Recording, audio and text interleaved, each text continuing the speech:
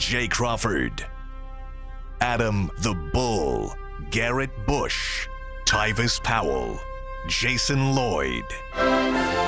Plus, ba-da-da-da-da, you're loving him, Mikey McNuggets. And so many big names, it would take me hours to say all of their names. The ultimate Cleveland sports show starts now. Booyah!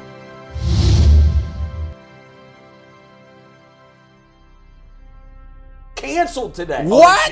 Canceled. Wiped. Are you really? serious? Yes. You know what? This is a tragedy. I'm Stolen.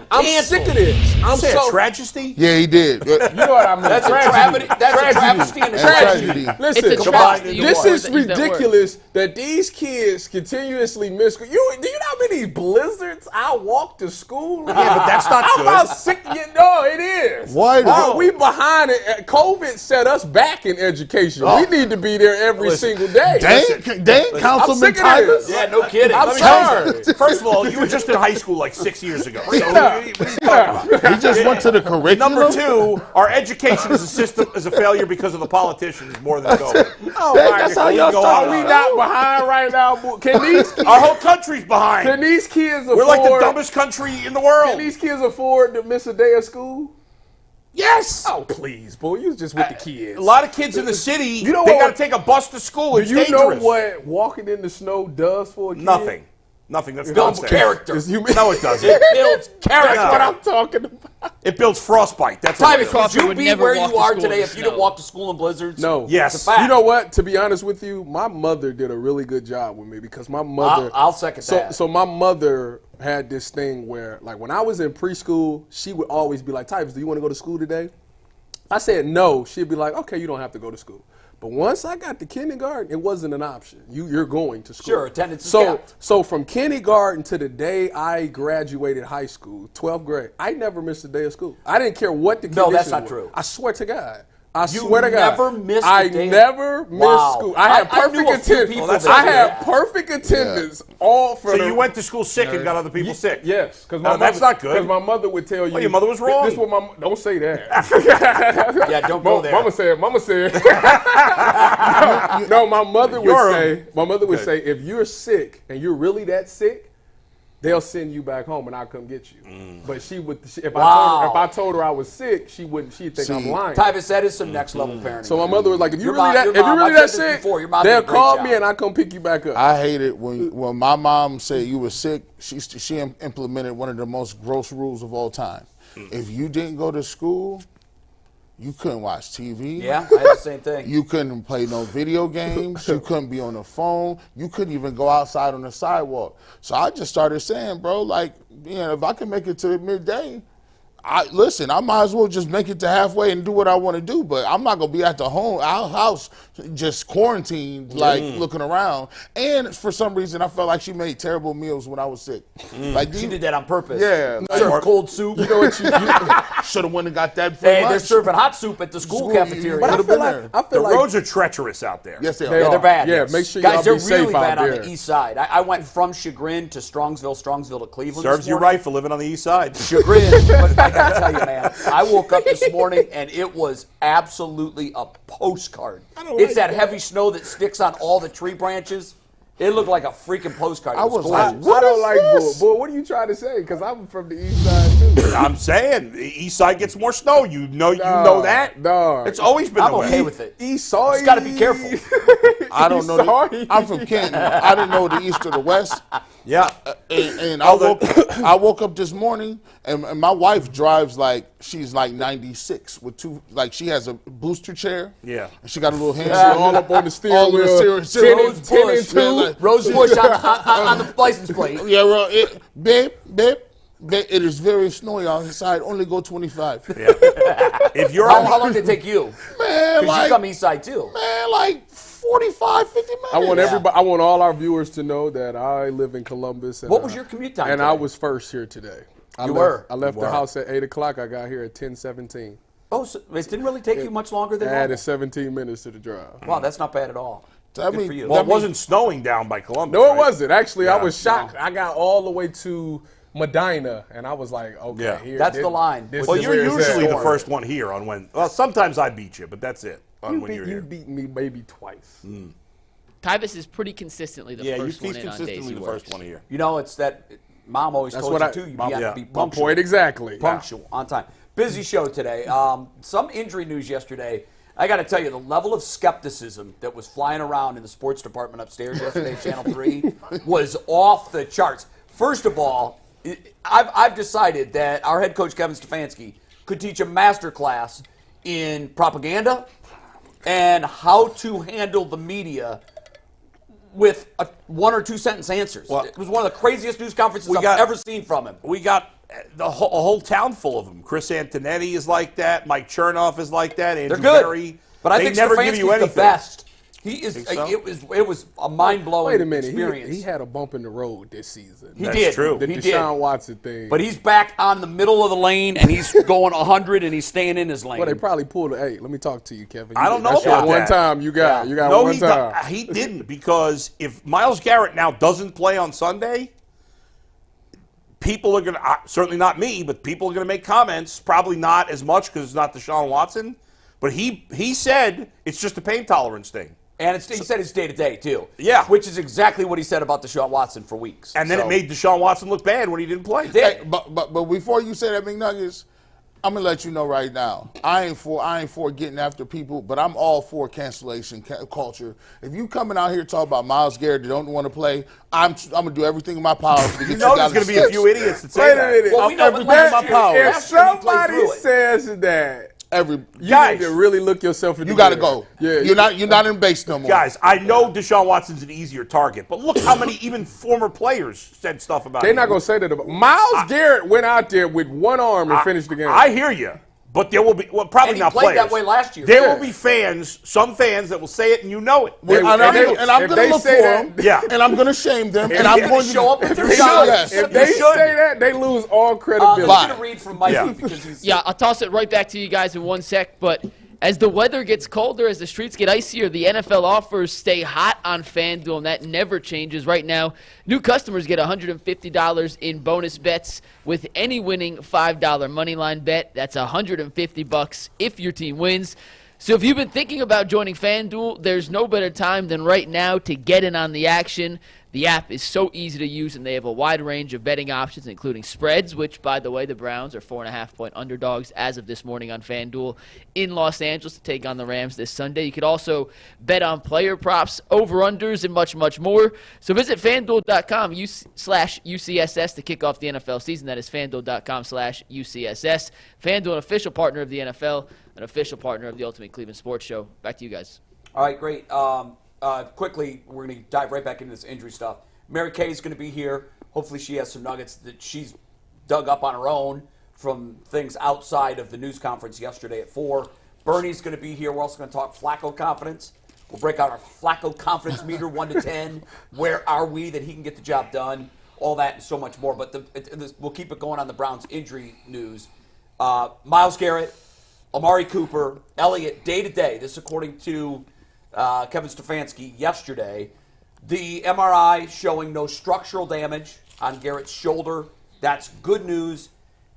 Guys, it kind of feels like we're back to where we were last year with him, when we also were told that he couldn't raise his left arm. He needed help putting his shirt on. He missed, I think, just one game last year after the car The accident. Falcons game. And then played through it, but clearly was not himself. Yeah. Are you buying that all these injuries are day to day, and that these guys, obviously the quarterback's in protocol, so there's no way we could judge that. But are you buying that these guys are day to day and likely to play on Sunday? Well, Myles is likely to play because of who Myles is. Because he's Myles Garrett. Yeah, Myles is going to go out there as long as he's got a heartbeat. He's going out there, which he said in the post-game interview. He said as long as he can play. I think it was actually Mary Kay who said, she was like, even if doctors tell you shouldn't play, are you going to play? He said, I've heard that before, and I still went out there and played. So Myles is probably going to be out there. And when they say day-to-day for him, he's going to play regardless. I don't know. I think it might be a little bit more serious because once you hear a pop, Like that's different. Yeah, so it's not like a tug or anything. So I don't know the severity of it. It's going to be something. Obviously, the shoulder's already been messed up. As we can see from these pictures, he's already gotten tape on it and everything like that. So I think it's just going to be a little bit more weaker. The thing is, if Myles is out there, whether he's 100% or not, offensive coordinators still have to respect him. 95's out there, I'm not about to risk not putting a double team on him. So that still frees up everybody. The rest of that D-line is going to have to pull their weight now. Like, he's now I think he's a decoy right now. But it's hard. If you have a limited Myles Garrett and still – I'm assuming at this point Denzel Ward's not going to play again this week. He better. We'll see. We didn't ask him about Myles. We need him in the worst way. No, I don't think so. I guess we'll know more tomorrow, but not till tomorrow afternoon when they practice. But the bottom line is you're affected in all three units. Your best defensive lineman is either not going to play or more likely going to play injured. Your best linebacker, Anthony Walker, although I guess some people would argue JOK, but I'll say Anthony Walker's their best linebacker. We don't know about him because he didn't play last week. And obviously your best DB didn't play last week. We don't know. So, yeah, it's great that there's no structural damage. And, yeah, I like you guys, I'm going to assume that Myles Garrett's going to play this week because we know he's tough as nails. But we saw it, as you referenced, Jay. Last year he wasn't the same player. No. He's not going to be as good. But I guess we don't know. Yeah, last year was a different injury. If you was the offensive coordinator, would you still double team? Of course. Okay. I don't know. So to your point, and it's a good point, even if he's limited, he's a good decoy to help the other linemen get free because you're still going to pay attention to 95 if he's on the field. It's time to enact a G14 classified plan for Myles Garrett. What's that? This is called Catch Me If You Can. It was a good movie with Tom Hanks. Great movie. Great movie. Go watch that. Myles Garrett don't even need to be in a stance, Tyvis. He don't even need to be in a stance. So you're going to let him stand up? No. Every play. He can do every play. He can just do what he wants. He's just going to stand up and just run around. Do what he wants. Put him in the middle, put him on left, put him on right. Wherever he want to rush. Okay, so this is the thing with that, though. Okay, he's got a left shoulder injury. If you put him in the middle, like, they going to chip that. They going to hit that shoulder. And we're not asking them. They're going to hit it no matter what. But you can protect it more on the outside. If you're lining up on the outside, and you keep that shoulder on the outside, yes. We giving him basketball stances, pump fakes, triple threat, step back game, whatever he wants to do. Between the legs, dribble. But yeah, all that. Like that, you got to break the glass. We don't want him. You should not know where he is. Everybody else flow off of what he's doing because if you standing up. If you standing up, you ain't got to rip like that. You could just get by somebody by just being like, okay, they should run the 1-5-5. Yes. I would. One defensive tackle, everybody else standing up. Stand up. Like all of them. Like, and figure it out. Because here, you don't put him in a strategic or standstill right there. People always say, look, he's fallen off after the last couple of years after like game 12 or game 10 or 11 or whatever case may be. That's the stat going around? Man, look. That's because they got 3 guys on him. Yeah, I would too after he had 13 sacks. I'd be like, look, I'm going to put a tailback on you. I got a tight end on you. We slide that way. The Broncos did a great job of that. Yes, they did. They had him getting chipped by everybody on every play. Every play. And sometimes even Jim Schwartz, sometimes even coordinators, it is very intoxicating when you have a defensive line that can get home just by rushing for and doing nothing big. It's demoralizing. Yes, it is. And you can do a lot of things in the back end because you're afforded that opportunity. But you also have to understand that, it's intoxicating for me and it's really good. It really feels good to just rush forward and do this basic stuff. But it wears you guys down. They know where you're coming from. Yeah. Now today, he might have to go back and reinvigorate and pull some of the stuff off the playbook, dust that off, and say we got to have basketball. Myles Garrett. Has Myles moved from that end spot since what was that game? The Cincinnati? Not much. Not as much as he was. I feel like the last few weeks he hasn't moved at all. Yeah. I haven't seen the 3 defensive line. I haven't seen the I call it the Greyhound package. Yeah. I haven't seen Ogbo, Zadarius Smith, Myles Garrett, and what's his name? 91.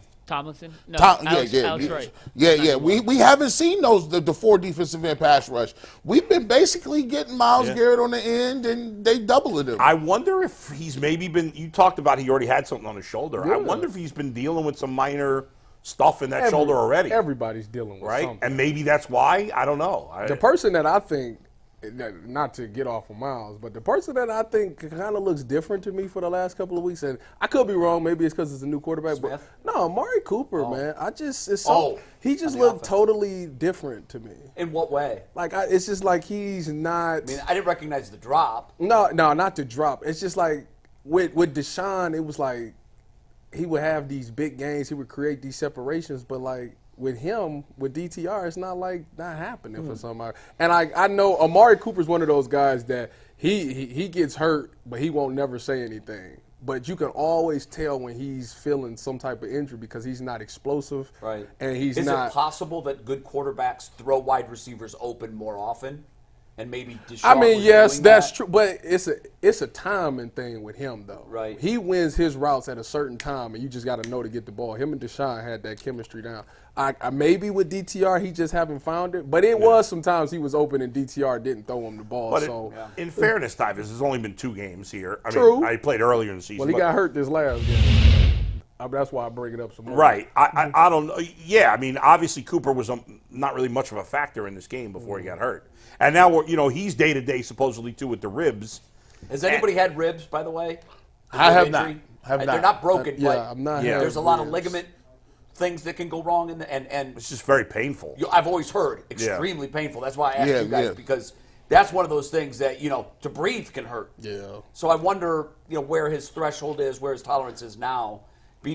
Like you said, we'll get the practice report on Wednesday, and we'll see who goes. I would guess there's going to be a number of big names on that report and guys that don't practice. Probably. Tyvus, one thing I went and the All-22 came out, and it just seems like Amari Cooper's not running. Kevin Stefanski with the other quarterbacks is running a lot of stick plays. Mm-hmm. He loves spacers and floods and sticks. So it's just, you go downfield, turn around 6-7 yards, and hopefully DTR sees you. He's not running really any of the deep comeback stuff. He's not running your classic, okay, let's throw a 15-yard dig.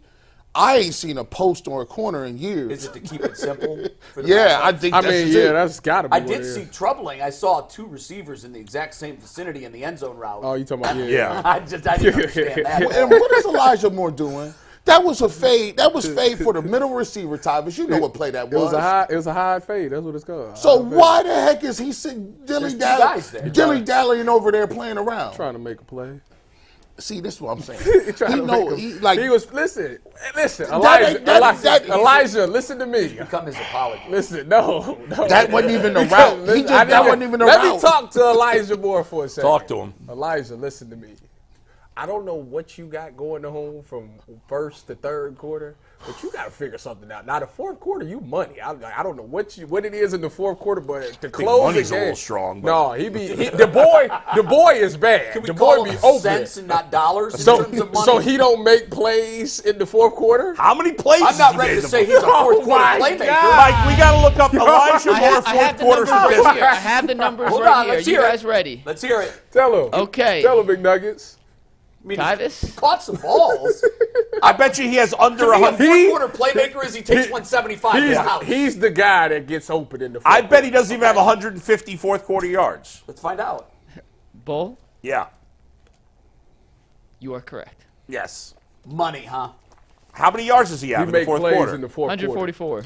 Oh, It's close. okay. So in how when the Browns have In played 11 games. 11 games. Yeah. So that's about 10 yards a quarter, a fourth quarter. That's not a playmaker. No. It's And not, how many it's not touchdowns? Does he too have any late. touchdowns in the fourth quarter? It's not One? too late. He has one. What's his total? Oh, wait, hold up. I apologize. Yeah. It's 151. Oh, Ah! 151.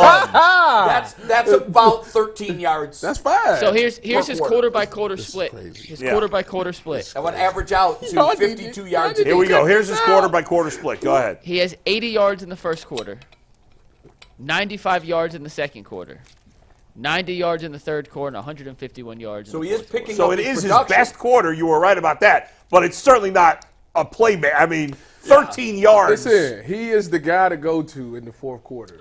No, I bet you Amari Cooper's got more than 150. What's Amari Cooper's fourth quarter yards, McNuggets? If you I'll go look it up in Easily 1 sec. more than 150, I would hope. It's not. Well, just- the difference is. No Browns receivers have big fourth Wait a quarter minute. numbers. Let me get back. Let me. I bet you ponder that Njoku thought. has more fourth quarter Ponder that thought. yards. Amari Cooper in the fourth quarter, 226 yards. There you go. I mean, that's not amazing either. No, but- it's not. So this is, imagine this, America. We were sold on this new, shiny, high-flying, high-octane offense. Premium. You put only premium gas in this luxury offense.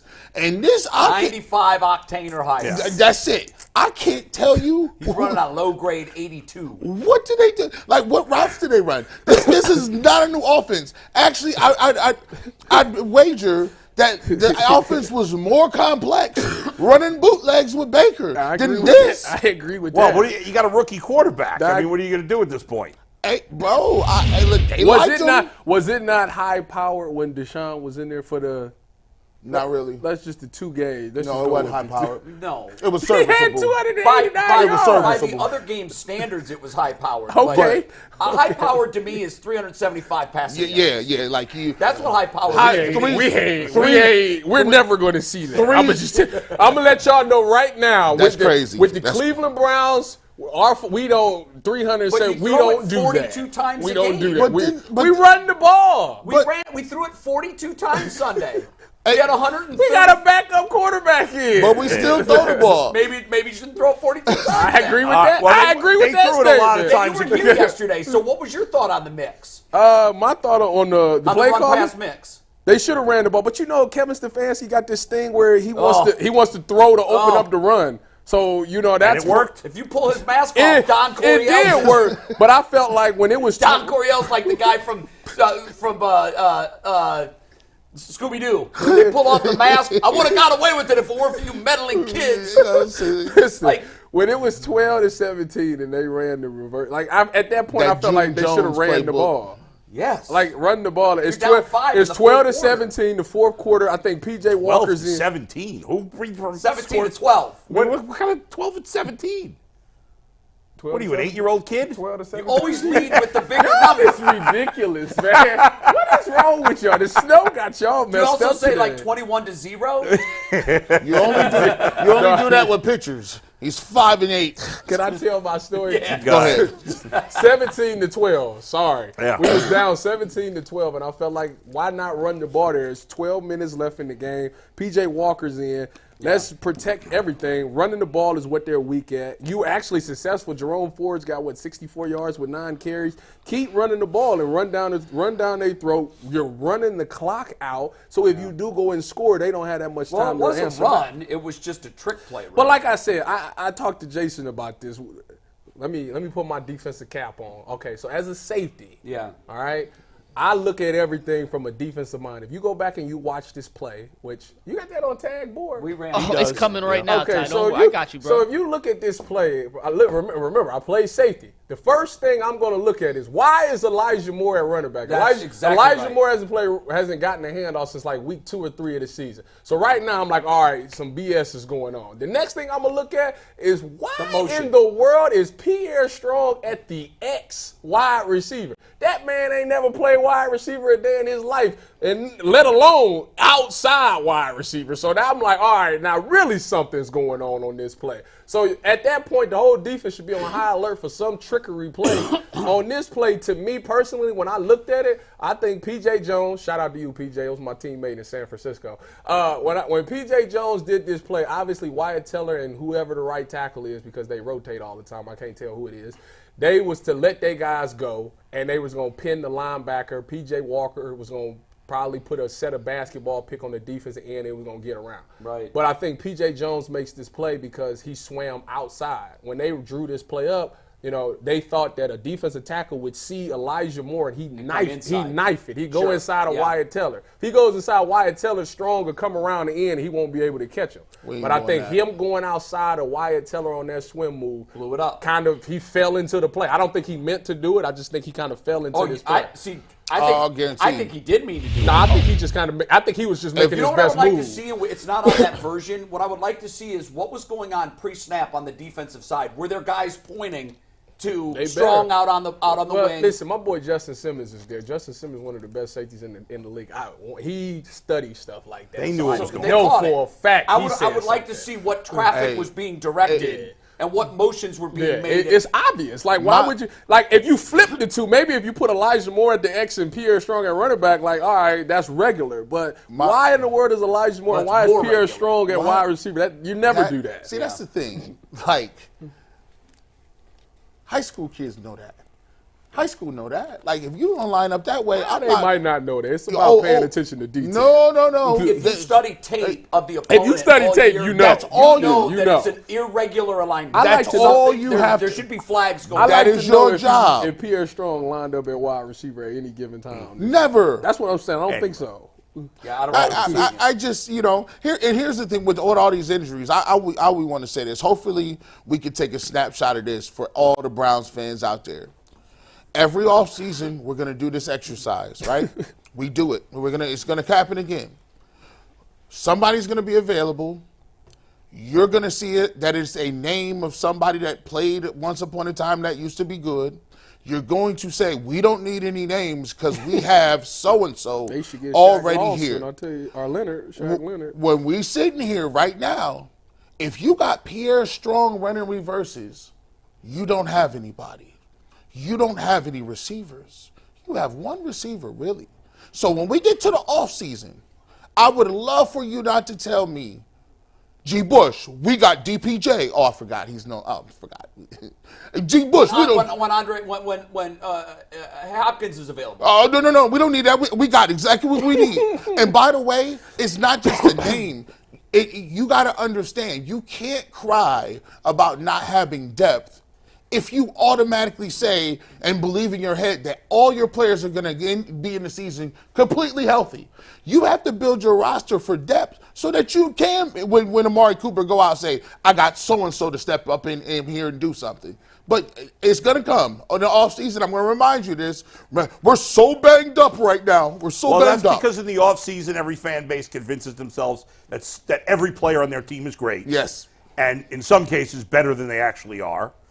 In many cases. And that was it. But ultimately, it's not the fans' fault the Browns didn't sign DeAndre Hopkins. It's Andrew Berry's fault.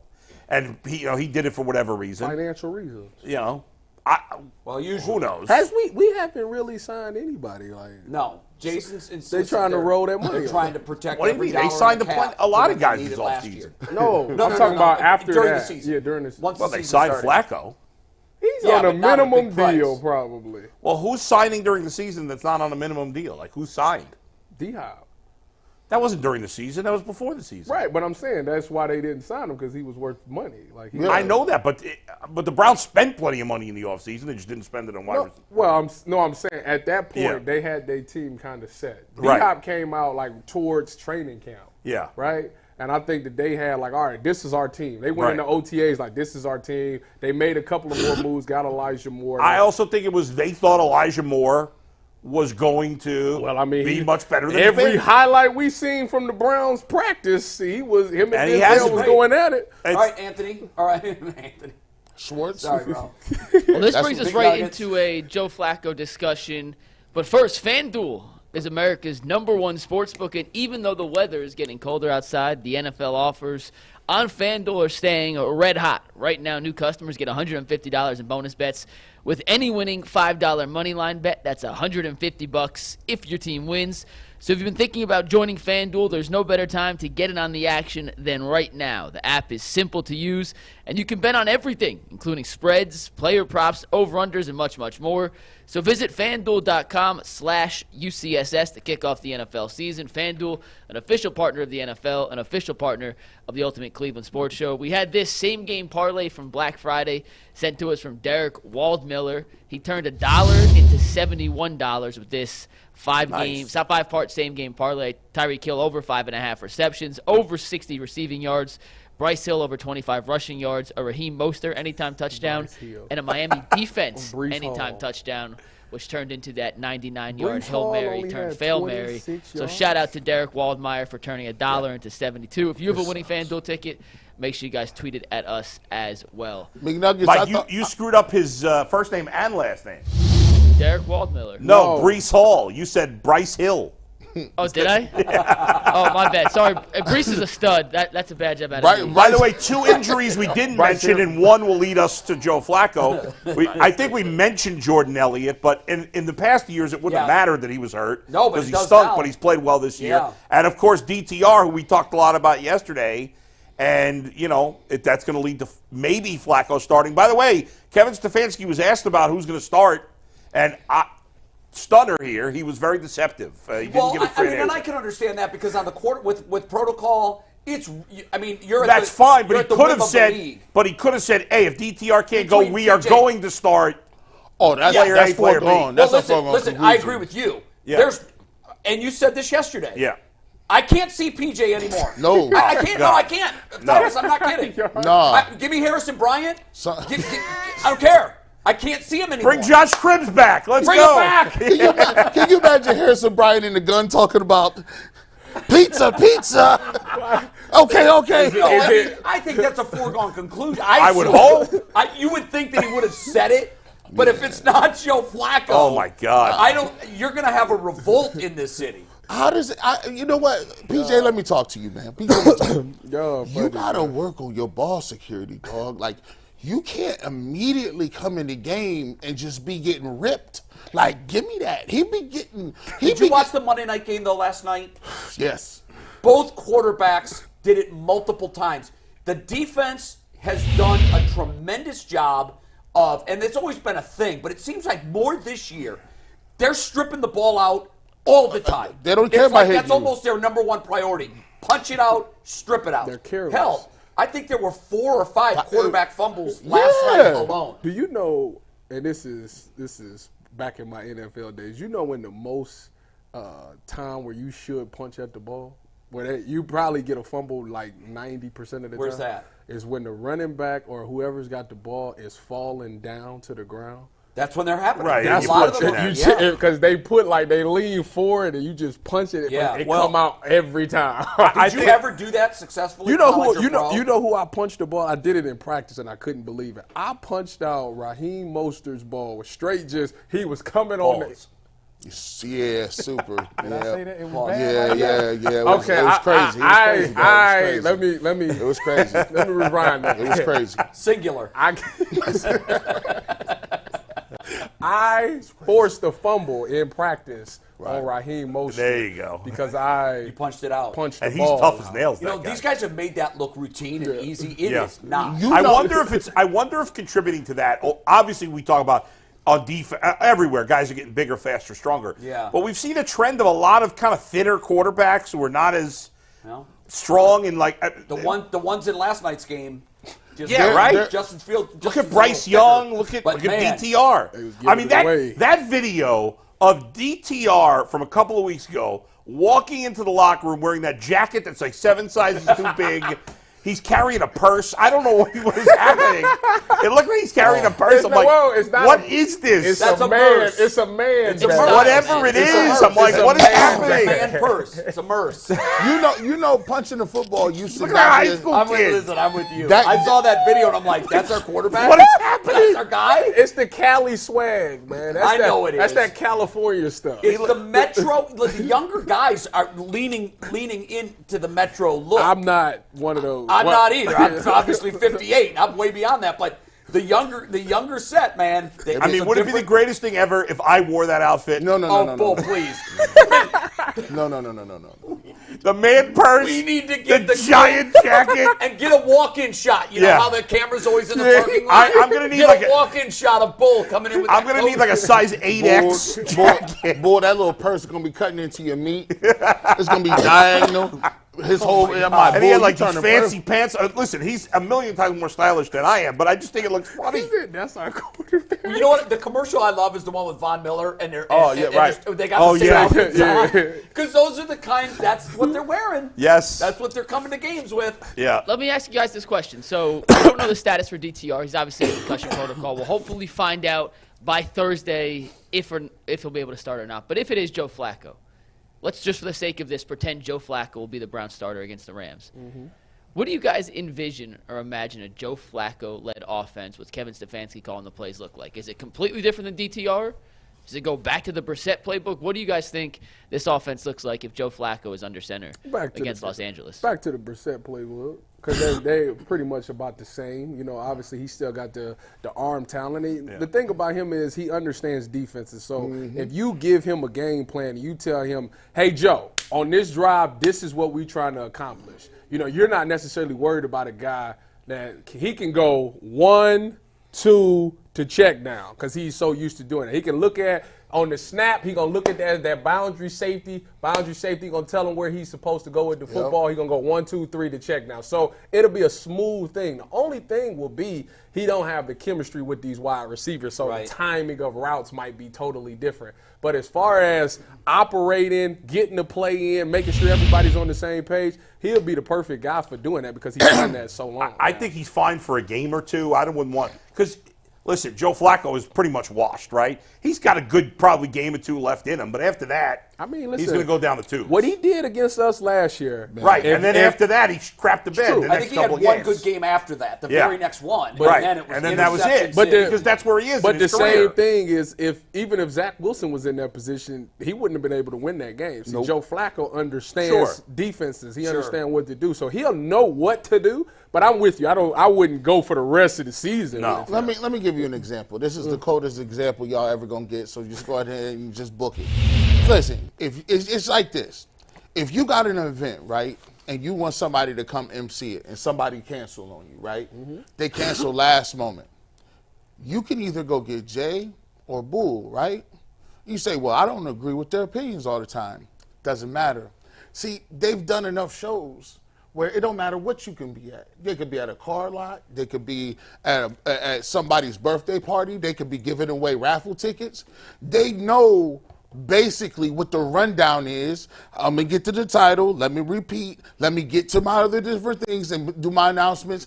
And they can come in sight unseen, don't even know what you're talking about. And because they got the experience level, they can make it go seamless. Like, that was a great job. Like, how long did you know you were going to do this? 5 minutes ago. That's the Joe Flacco.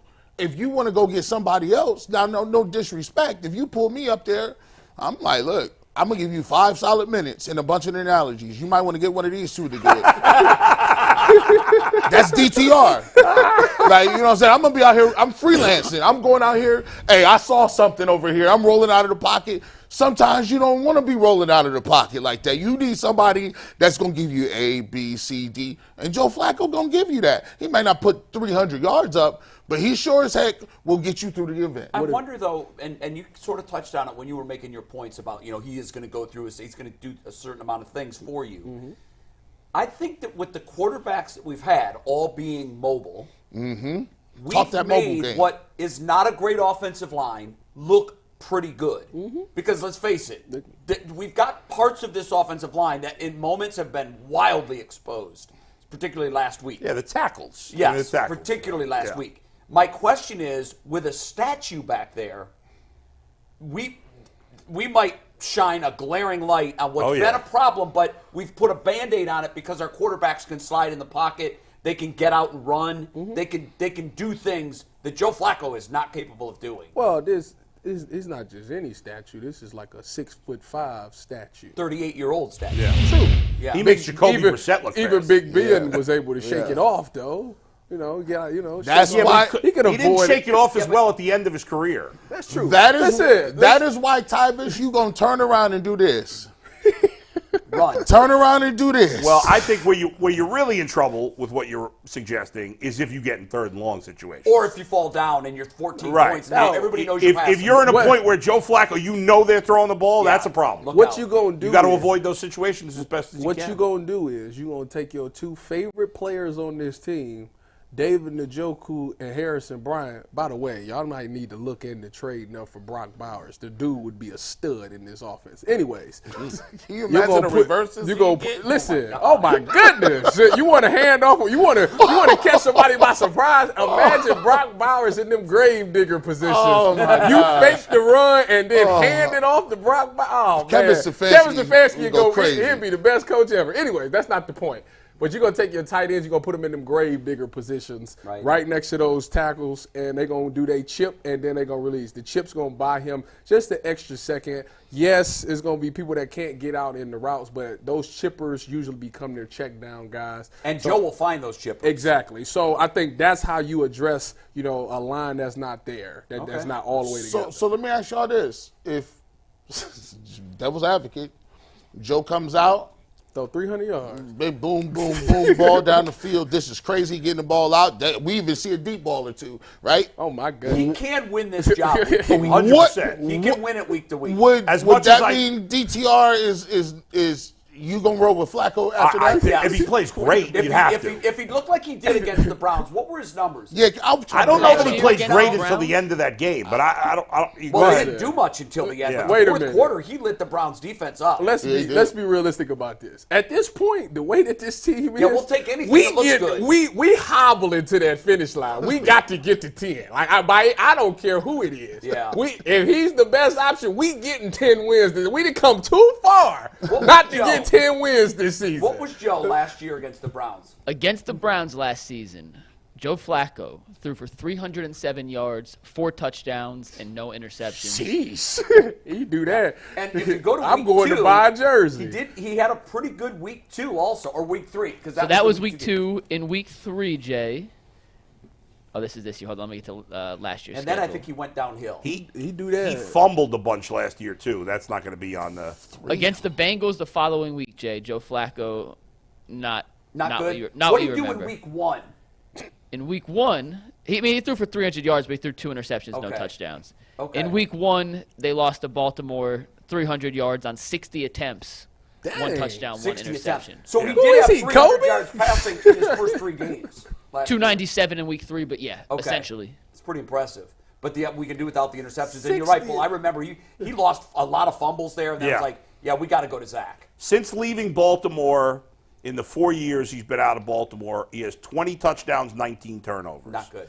But it's a lot better than P.J. Walker. Well, Boy, That's a shame. Yeah, and you know. boy. Y'all not gonna act like Phillip is not 2-1. No, actually, to be truthful, they might need to go get another quarterback. Philip sucks too. ass, man. No offense. They I'm might- a little. That's a little crass. I apologize, Philip. But They may he's need just to- not good. He shouldn't be on an NFL roster, let alone Wow. They- You they- no, you they gonna gotta take go- it that far? Yeah, they got to go get somebody else. You said he not NFL roster worthy?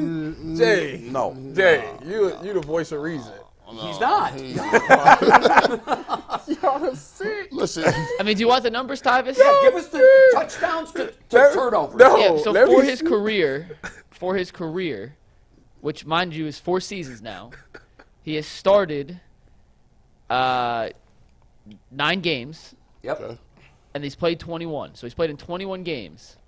He has 6 touchdowns, 16 interceptions. He's completing 52% of his passes, and his rushing numbers, when you add in the fumbles, he has 8 fumbles. He's lost 6 of them. So he has But 6 what- touchdowns. But what's and his 20 record though? So 6 6 touchdowns, touchdowns and 24 turnovers. But what's his record though? Well, 22 because he didn't lose 2 of those. Yeah, you're Yeah, right. 22. Wait, He is That's technically much better.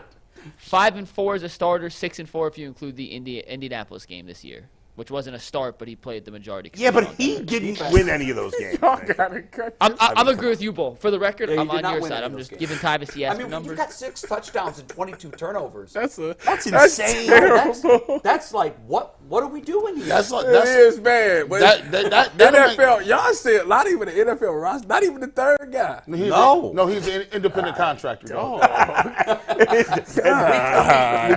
Day to day. So you telling me it's always nice to have a guy that can at least go in and run the offense.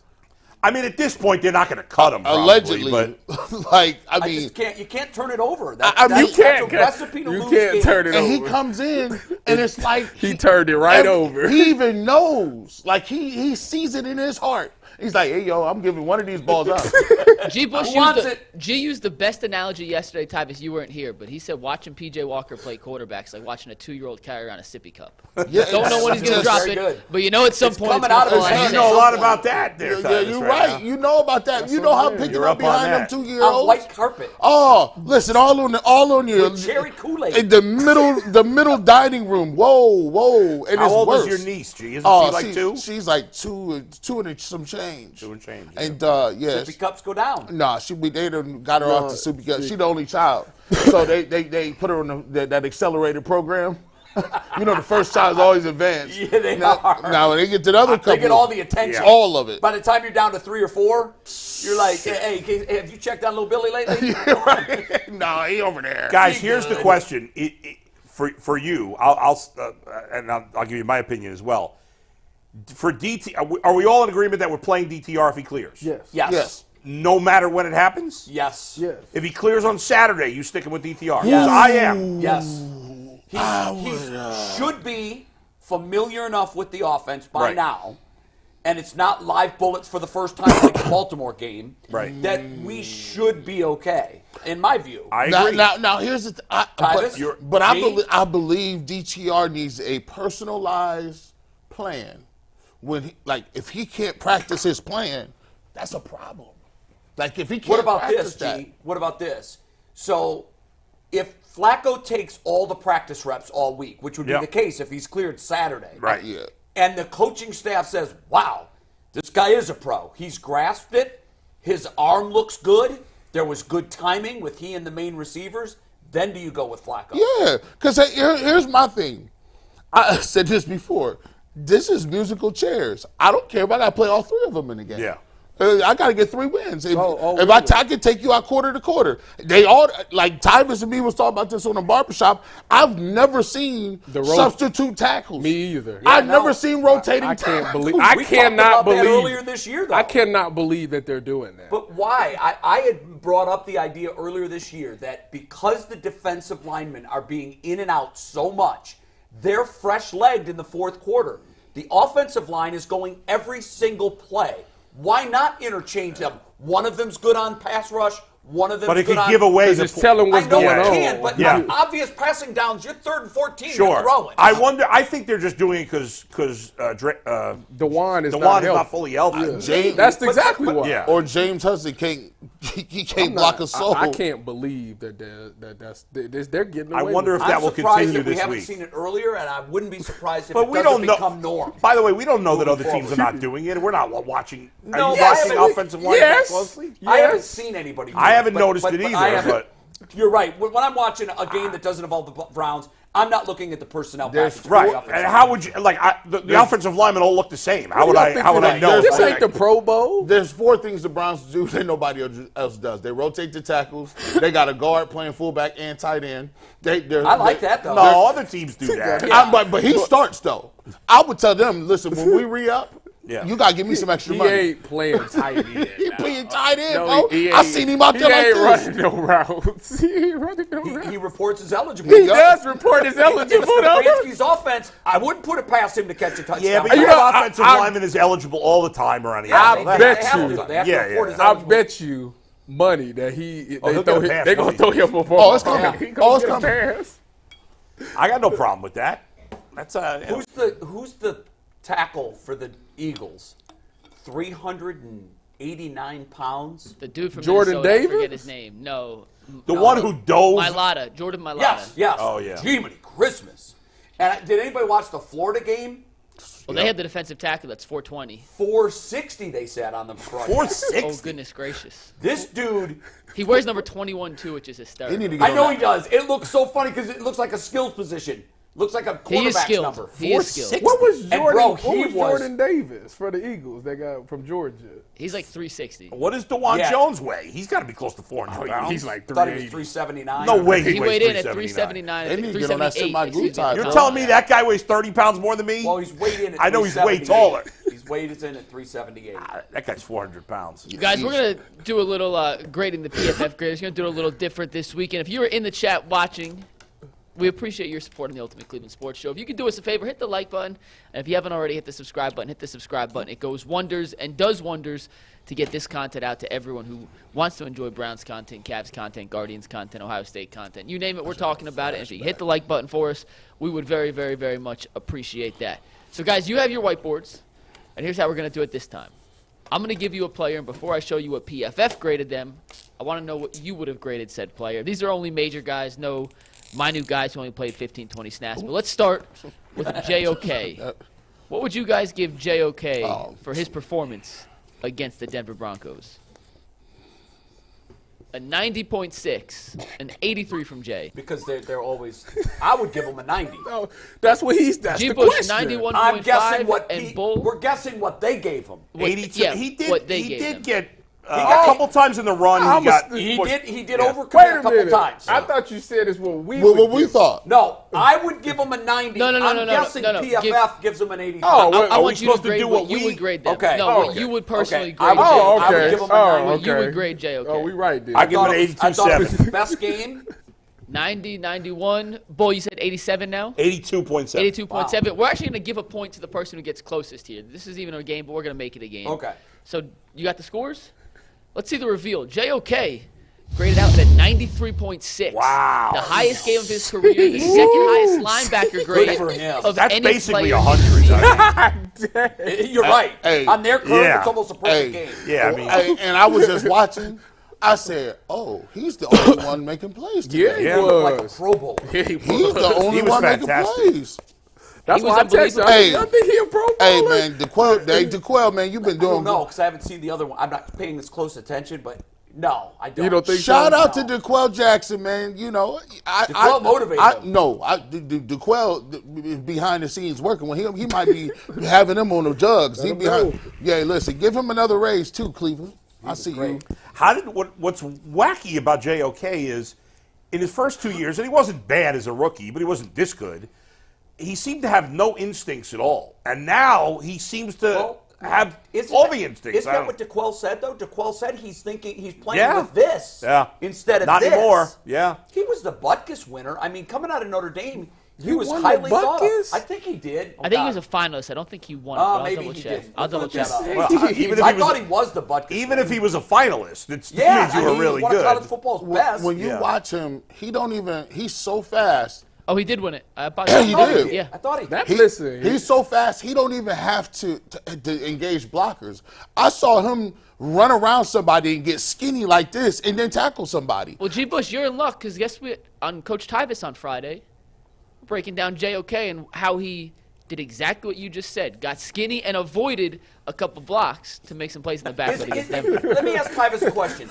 Tyvis, I can know a a couple defensive things. coordinator change Couple things. have that kind of impact on a player? yes, you make the game very simple for him. And that's what they've done. Listen, and that's what DeQuell said he was doing I've wrong. been He was trying to- overcomplicating Yeah, that's everything. true. Listen to me. This game is about reading. Read your and keys. react. It's read your keys. Your keys don't lie. So for me as a safety, I would look at the tight end. I have man-to-man on the tight end. If that tight end blocks down for 1 second, go right now. It ain't no you good. If he releases, then you got to pass. Like, you know what it is. If your keys will never lie to you, and I think it's to the point where Jim Schwartz was like, JOK, this is what you look. You look at this dude right here. He going to tell you everything you need to know. If you wrong, I don't care. Just go as hard as you can. And so far, he's been right. He looks, he sees the block, he gone. It's not even I a think thought. that's a great analogy. And what it tells me is we've got an offensive line coach that does the same thing. DeJuan Jones, remember, came in. No one thought he was ready. Yeah. He's turned this chunk of clay into a baller. Same thing on defense. JOK was good. He was better his first year. Yeah. And then we saw this huge regression It was a lot of- where DeQuell, who knows the game as well as anyone, said he would release him. It was then a- you get a new coordinator come in, and I'm not saying he's playing at a Pro Bowl level. He looked like a Pro Bowler Sunday. Yeah. Hey, they are one linebacker away. If they are one impact linebacker away on the other side from them truly being Like San Francisco's defense. So they should get Shaq Leonard. And what- again, you have teams Probably. like Philly that why Philly always signs these Probably. guys. They Like, do. Why Yeah, are the they do. Browns not looking at Shaq? You're Leonard? right about Philly. Philly always They always gets those grab guys. these San guys. Francisco do too. Look what they did in the draft. They were already defensive line rich. they went out and got the best defensive lineman available. After they got Jordan Davis. It was like, when was your teammate? And he fell to like Find a 9. 11, 10 or something. 10. I'm like, this dude Although- was projected first pick, like for the Although whole oddly- year. Oddly, the Eagles' defense hasn't been as good this year, but I think they're playing bored. They can't cover. I think they're playing bored. You think they bored? And Well, they're I- not going to be bored this week No, because they're they're playing not. San But the Francisco, reason and I it's say that is beef. because I watched Sunday's game, and they were sleepwalking through the first half, and it looked like they were going to take the L. And then all of a sudden, when how it push is. came to shove, guess the Buffalo team is pretty good. Yeah. They just clicked it in, and they Yeah. looked great in fourth quarter and overtime. Well, All right, let's get to our next PFF grade. Let's do DTR. Okay. What would you grade DTR for his performance against the Denver Broncos? me personally, You personally, and we'll see who's closest to what PFF actually graded out the rookie quarterback. A 41 for Jay, a 71.8 for G, a 47.5 for Tyvis, and Bull with a 61.5. Someone's pretty damn close. One of you four is pretty damn close. The actual answer, according to PFF, in terms of their grading system, was a 58.2. Bull's the closest Wow. all right. with this Good one. point. I gave him a 71. I thought he was decent. because they dropped the football on him a couple I times. thought he was decent. yeah, they and definitely 50 dropped the ball. That's true. He did have a lot of drops. And some of those, if you catch them, there's a couple of them, like the one he fit into a crazy window with David and Oh, Njoku. that was a brilliant throw. If he catches that and he has run after the catch on that one. He had a ton of room to run. Yeah. that Yeah, one. but he threw it down, right? He had to Yeah. go down to get the ball, and it took him off his stride. And He would have kept for a long time. he threw the touchdown pass. I thought he did a good job of putting some air on the touchdown pass. The linebacker got his hands in at the last second to knock the ball. He gotta have that. But he's got to have it, right? He gotta have that. Yeah. Got to have it. I thought they Next, yeah. Mike. Next up is Cedric Tillman. The rookie made his first legitimate appearance for the Browns this season. Couple catches, 55 yards.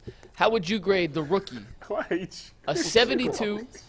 Tyvis, a 79.8. Jay went 72. Bull and G are still giving their answers. We A close. might have been- I might have been grading him on a 56.9 for curve, though. G, and Bull is at an 81, an 81.3. One of you guys is going to be the closest. I'm doing the mental math. And we have a new winner here. Jay Crawford's the closest. He graded out at a 68.2. And his pass blocking grade. That's solid. I'm not sure if he pass blocked in any plays, but he had 21.9 pass blocking grade, which He had He's not good 5 at- Drop it down targets a for little 4 bit. catches. I mean, Oof. I graded him on a curve.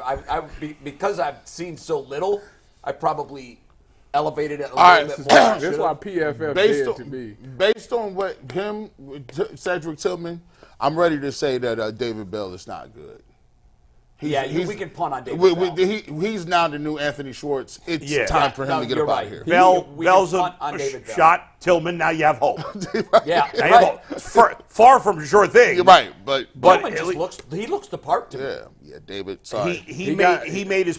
David Bell has not had a game in a year and a half. clean scratches. Too. Obviously, Schwartz did No, not he played at this all. game. Healthy No, but scratch. he's been a healthy scratch. Oh, really? I think one time, was it Yeah. last year or this year?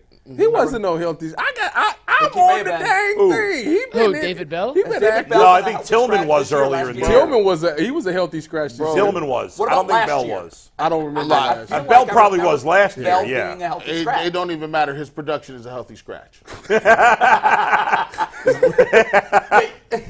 You know That's what? so- That's the new NBA gentleman's probably- punch. Yeah, it is. No, It's listen. 0 box score and then Listen to me. DNP. Has Oh, David Bell wait a been good this minute. season? Listen, y'all gonna stop it. This is why the new we gentleman's ain't gonna get no Browns players to the come on gentleman's this punch. show if y'all gonna continuously talk about them like this. What you mean? Are you kidding? We compliment plenty of guys. What? I just say they got the production. Tyvis, how many guys we getting on the show so far? None.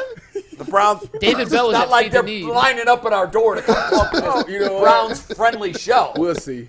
We'll see about that. You supposed to be getting the players. It's your job to I lie don't- to them. listen, Browns I don't haven't. bother Browns haven't players helped in us get any season. players. No. I don't No, bother no. players in season. I will tell you this: every Browns player we've had on has said they'll come back. We've had Greg on 3 times now, and every Yeah. time he comes on, he And says, we "As much fun as I have Greg, doing I it." give So it to him. Greg got tough skin. Bull asked him some crazy questions the last time he was here. Heard you was in club, dog. Why you clubbing at 2 a.m.? I'm like, dang, this is after he got his whip took. I was like, dang, Bull ain't playing with nobody. I Yep. said, he's a journalist. I got David deep Bell sources been on on that one. Has David No, Bell been it's on the a injury fact. report I mean, this it was season? in the police report. Yeah. know. I don't think that David Bell's been on the injury report. Then he's this been a healthy scratch 2 games this year. David Okay. Bell. Well, the game log says he's only played 9 games. I don't remember him being hurt and No. missing time with an injury. So No. my educated guess, he I has actually don't know 9 what he targets looks in like. 9 games. 4 tackles. Yeah, I couldn't pick him out. No, for real. If he like, walked by me this on is- the street, You know I what? wouldn't know. He wears black cleats. Right, I would. Wasn't he at the town hall thing? Yeah, he was at that's a miss on us. He was at don't Feed the know. Need, and we just didn't even know he was If there. We didn't even notice him. No, listen, McNuggets is right. We were going around asking the players that were there, and McNuggets texted me later in the day. He must have saw a picture on social media, and he goes, "Yo, you know David Bell was there, and we didn't even notice him." He walked past us 25 times. Him I and felt PJ so bad. Walker is the Yeah. I same wish we person. would have. I would have interviewed him. I would have Same too. person. It's the same cat. By the way, like 10 years ago, the name of the wide receiver is not coming to me. It was the Browns had this little tiny wide receiver. Corey Coleman. No, it wasn't a high draft pick. He might have been an undrafted free agent. But he was a little guy, and one time he came into the studio, Shane and we didn't know he was going to be there, Thought he was an intern. and I thought it was some high school kid. Shane Wynn. No, I know the name of somebody. I feel like G will get it out of it. Cedric Steptoe. Somebody from like 20, good probably guess. 2013, 2014, someone around Ooh, there. they had a couple of them. He was playing with Josh Gordon, a little tiny guy. The name's on the tip of my tongue, but I can't. It wasn't Hawkins because you know Hawkins. No, I Yeah, know no. Hawkins. Yeah. Hawkins White comes- guy? No, Well, black guy. let's do the next one and see if Yeah. it comes to your bowl. So if it comes How about to Myles Garrett playing with a hurt shoulder for part of the game? What would you grade Myles Garrett for his performance against Denver? Yeah, I ain't seen much, man. I did nice there, man. I thought the Broncos did a wonderful job scheming him. A 79 We're all for pretty close Jay, so far. a Yeah. 77, an 80, and a 69. You guys are all off on this one. I'm just telling you. Really? But G's going to be the closest. Myles graded out at a 58.4. Ooh, yeah, he Garrett didn't have a Bowles, great by game, the way, the left tackle for the Denver Broncos, had his best, highest graded game of the season, What was that? How would he go? a 77. By the way, who wanted to trade for him, Mike? You did. One Adam the Bull. Well, what's funny is, I remember the conversation. Yeah. Bull was saying, "They're out of it. Their season's over. Go get them." Yeah, It's you're true. right. And then he I was wrong about that part. And then, man, well, he would have looked good in this offense, That- man. Travis Benjamin. Yes, I That's think it what- was. Let me see his picture. You got a picture? He had dreads. I think. No, I'm locks, sorry. locks. It was not Travis Benjamin. Was it? No. Was it Devon Best? No, Devon Best. Oh, we know who that is. Devon Hey, Best boom. like lost his mind, right? Was it Josh Cooper? No, not Josh Cooper. You're talking about Gabe something. I know you're talking No, about. it wasn't Bull. gay. Taylor Gabriel. No, That is a little guy. I don't know. We've had him, haven't we? Oh Boy. God, yes. We've had him. We'll figure it out eventually. Hey, Go ahead, Mike. Why Next. can't this organization figure that position out? It's I'm brutal. trying. I gotta know now. It's brutal. It's not like it's the second or third most important position in the sport. I mean, we have not had. If anything. pot had been legal 10 years earlier, We who would have knows? had him. Would have had Josh Gordon. I mean- that's so true. Man, that sucks, man. We had Now he had other issues. but still. we had Braylon Edwards for 1 year. When you look at it, this is how bad it is. What's the tight end that we he's like in our top 10 for top 10 seasons. White. Gary Barnidge. Gary Barnidge is in God, the I top 10 for Cleveland Browns seasons of receptions and yards all time. Wow. Is Ozzy's got to be in there? then, Ozzy's too. in there too. So two of our top 10 pass receivers are tight ends. Sure, it's Gary Barnidge and not It's Gary Barnidge. what's his name? The guy who had 2 first names. Well, Njoku's probably in there now. Yeah. No, Gary Barnidge had like 1,000 yards. They had like a white tight end that had 2 first names. People used to screw it up. Jordan in reverse Cameron. all the Austin- time. Jordan Cameron. Cameron. Yeah, Jordan Cameron. That's right. All right, Because we there was have a one Cam more. Jordan also on Yes, Miami. there was. Go ahead, That's Mike. Remember, We have remember one more Evan- before we Evan, bring in Mary Kay. Evan was his name. Evan Moore. Evan Oh, Moore. I loved Evan Moore. Oh, I thought he was going to be the next thought guy. he was gonna be He's great. a unicorn. He was. Yeah, I thought he was going to be great. All right, we have one more before we bring in Mary Kay, who's Yeah. going to join us from LA. But this next one comes from Kyle Brenner. Shout out to Kyle Brenner. You guys got to grade the drip here. Let's see tag board full. Grade the drip on Bull's walk-in outfit coming into the stadium the other day. Oh, my God. That is phenomenal. That's my purse. That Hey. is so Oh good. my God. I take it. Oh. Hey, I take it back. Dude, I'm looking great right there. I'm giving myself a 10. Is that a 10 out of 10. Clean shaven, too. So Kyle's watching the show. He just emailed me this. And, Oh, I love it, Kyle. I had to add it, and it worked out perfect. So shout out to Kyle Brenner. Like, is that Celine or Balenciaga? I actually Yeah, got- Bull, your legs are That's getting what- thin. it's- I know. It's Bull, will you tweet this unproportionate. if I text it to you? Will you tweet this What's out? that? If I tweet this to you, text this to you, tweet it out. Make it your profile picture. Yeah, I'm not making my profile picture, No, I'm not going to go that far. but I'll tweet it out. Not during the show, but by I'll the way, tweet it you're out. right. GTR might get mad at that. I love that. That is definitely 75% purse. That is not a purse. That's a purse. That is and it's okay. I'm all right with that. travel bag. No, it's a purse because it doesn't have a shoulder strap. No strap at Y'all all. need to cut this. Never It's a came shoulder with one. strap. It's Listen, that's a It's duffel okay bag, if he wants to have a man. purse. you wanna I'm have not one, a judge, but it's a fine. purse. It's fine. To each their own. That's That's a it duffel now. bag. I'm not about to sit here and let y'all do A that. duffel bag Is that has a Gucci? link. What's the brand Louis. on that? That's Louis. That's Louis, bro. That is not a duffel I bag. think that's Gucci, but we could ask our fashion Louis. No, it is aficionado. Louis. What does what it Mary is, Kay 'cause we're- think about this? Do I look good? We're going Got to a bring Mary Chanel Kay in purse. 1 sec, but Mary Kay today is brought to us by FanDuel. As the weather gets colder, the NFL offers stay hot on FanDuel, America's #1 sportsbook. Right now, new Boy. customers get $150 in bonus bets that's with any definitely winning a $5 purse moneyline on bet. that. That's $150 if your team wins. So if you've been thinking about joining FanDuel, there's no better time than right now to get in on the action. The app is simple to use, and you can bet on literally anything you can think of, including spreads, player props, over-unders, and much, much more. So visit FanDuel.com/UCSS to kick off the NFL season. That is FanDuel.com/UCSS. FanDuel, an official partner of the NFL, an official partner of the Ultimate Cleveland Sports Show. And now we welcome in Mary Kay Cabot from sunny Los Angeles. Oh, Kay, look how at you this. doing? Mary Kay, you got Oh, out of here. my Perfect God. time. Man. It's such Snowing. a flex. That is such a flex. Oh, that's cold. Oh, Look at that. Can you see? I have some palm trees back here. Can you see them at all? Oh, we do. see them. Must be nice. man, that's that. Cleveland Public Schools canceled today for all the snow. Perfect timing to get out of town. Hey, she got that Hall of Fame villa right there. By the way, wait a second. Before we talk about anything else with Mary Kay, we've got to talk. You had one of the greatest tweets in the history of Twitter last week with the Dolly Parton tweet. Thank you. What did it say? Oh, we'll pull it up. You will see it in 1 sec. Mary Kay, please Okay. explain your thought process, and we will show the world the phenomenal tweet. I can't remember exactly what I said, but if you show it, I said something like I was sitting on the couch like a big fat stuffed turkey, just watching some football, and then Dolly happened, and I said something about now I hit the treadmill, considering implants and reassessing everything about my life. I read that tweet. I started cracking up, and then I was like, wait a second. Is this a fake account, or did No. Mary Kay actually tweet that? I was like, this is No. the best. Sure, it wasn't Mary No, Kay and you know what? Cabbage. Yeah. And after that, I was thinking, you know what? That was kind of fun. And when I'm out here in LA, I'd really like to do like an open mic comedy night. Yes. But then I realized that it would almost have like a little bit of an Andrew Dice Clay vibe to it, and I thought that would get me in way too much trouble.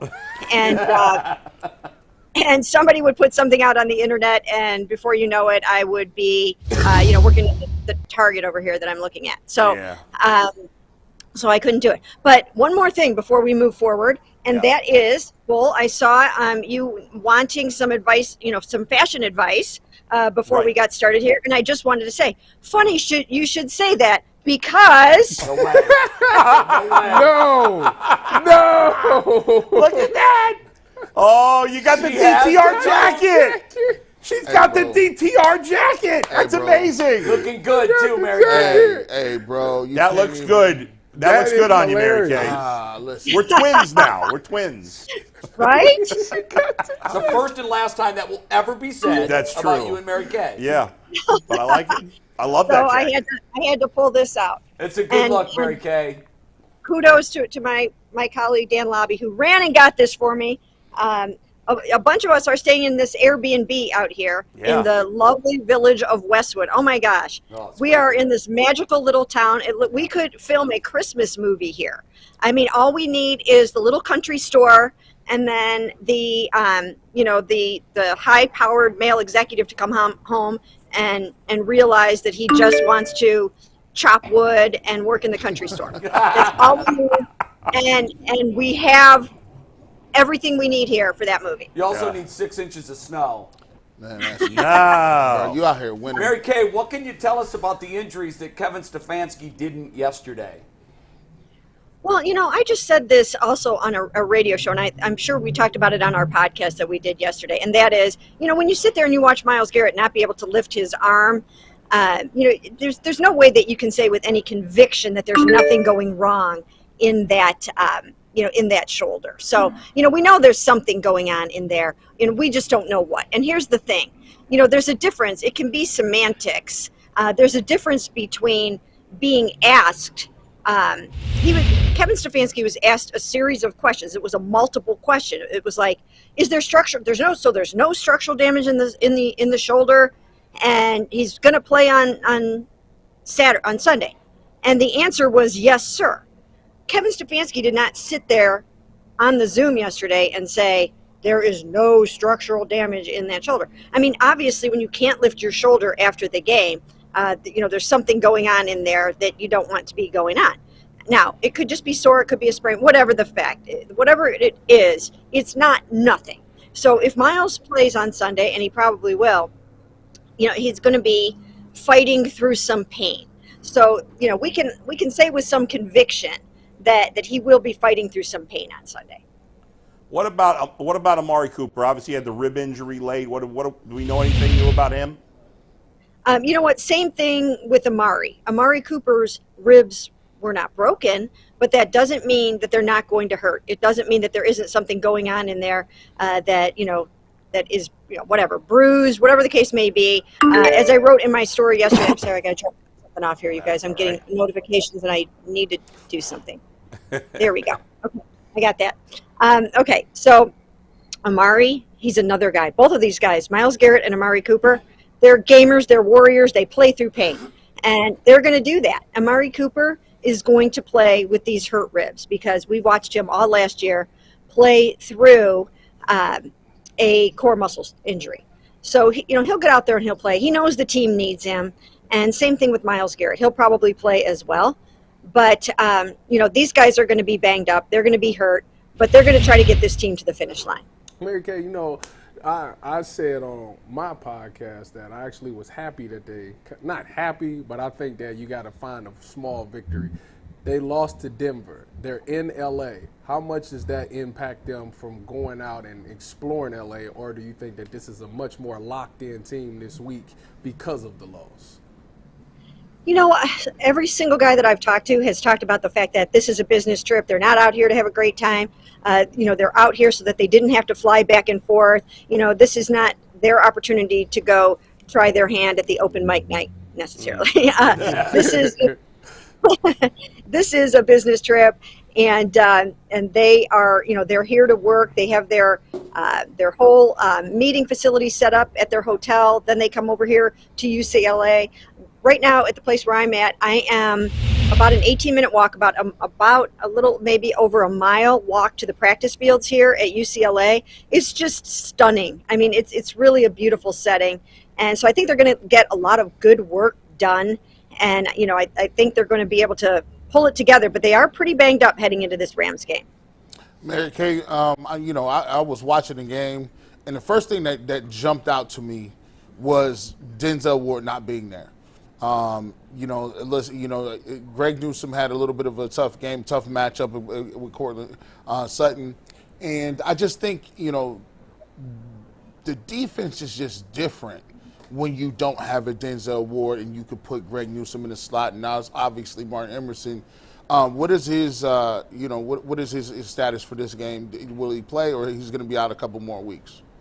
Well, when I first wrote about Denzel Ward, I found out that he had some kind of a shoulder injury that was bothering him a little more than we, were led to believe. And that, I wrote right away that I thought he could miss multiple games. And I still feel that way. I still think that there's a chance that he might not be able to play against the Rams, but everybody heals differently. So you never really know. I mean, he could come out and be much better, or with methods of getting a guy on the field, maybe they'll be able to find a way to do it. But originally there was thought that he was going to have to miss multiple games. This would be number 2. And, it's still in wait and see mode. We don't know yet. We'll know a lot more when we get out to practice tomorrow for the first time. Today is an off day for players. So, we'll see how that goes. They are, they're doing their own, rehab. A lot of them came over here to UCLA today to work out. But other than that, they're kind of off today. So we'll find out a little bit more tomorrow. But I think it's going to be a pretty sparse practice. All right, Mary Kay. So we got to talk quarterback now. DTR obviously had the concussion. He's in the protocol.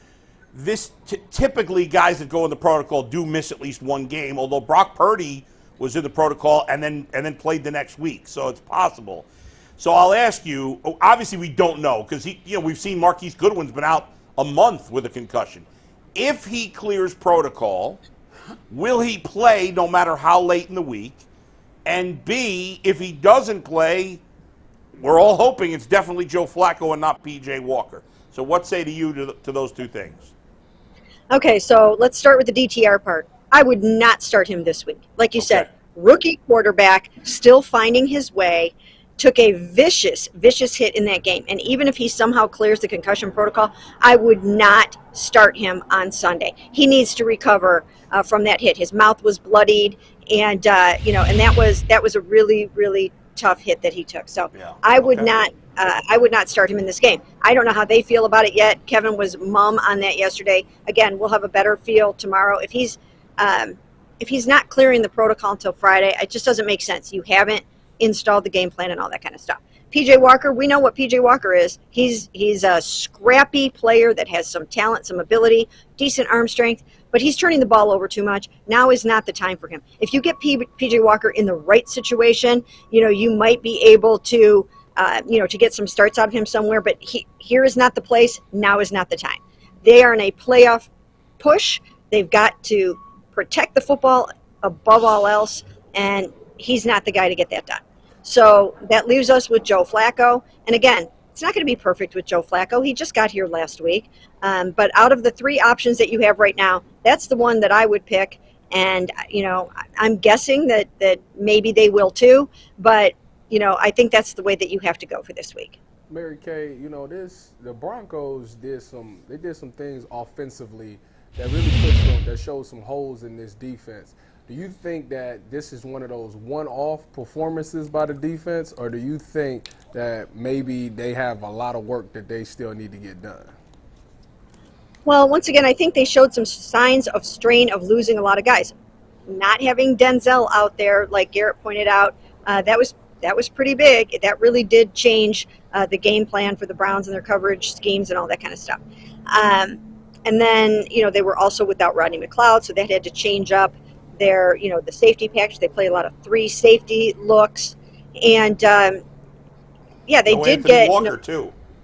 No Anthony Walker for the run game. And, it was the second week in a row. They have given up 172 yards and 169 yards rushing in back-to-back weeks. But they did other things in this particular game that were just not like them. And that was giving up third downs and just horrible red zone issues.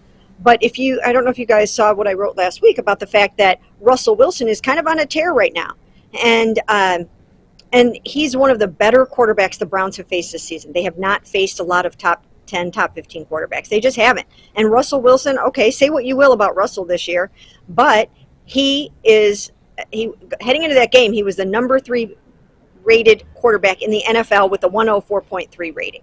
So, you have to be doing something right to have those kind of numbers. And Sean Payton, I thought, did a masterful job with Russell Wilson in that game. I mean, he dusted off, things that Russell does well with his legs. I mean, Russell beat the Browns with his legs as much as he did with his arm. So, teams are going to see that, you can run the ball right now on the Cleveland Browns. You can get some other things done. You can find somebody blowing a coverage perhaps here and there if you don't have a Denzel Ward, whatever.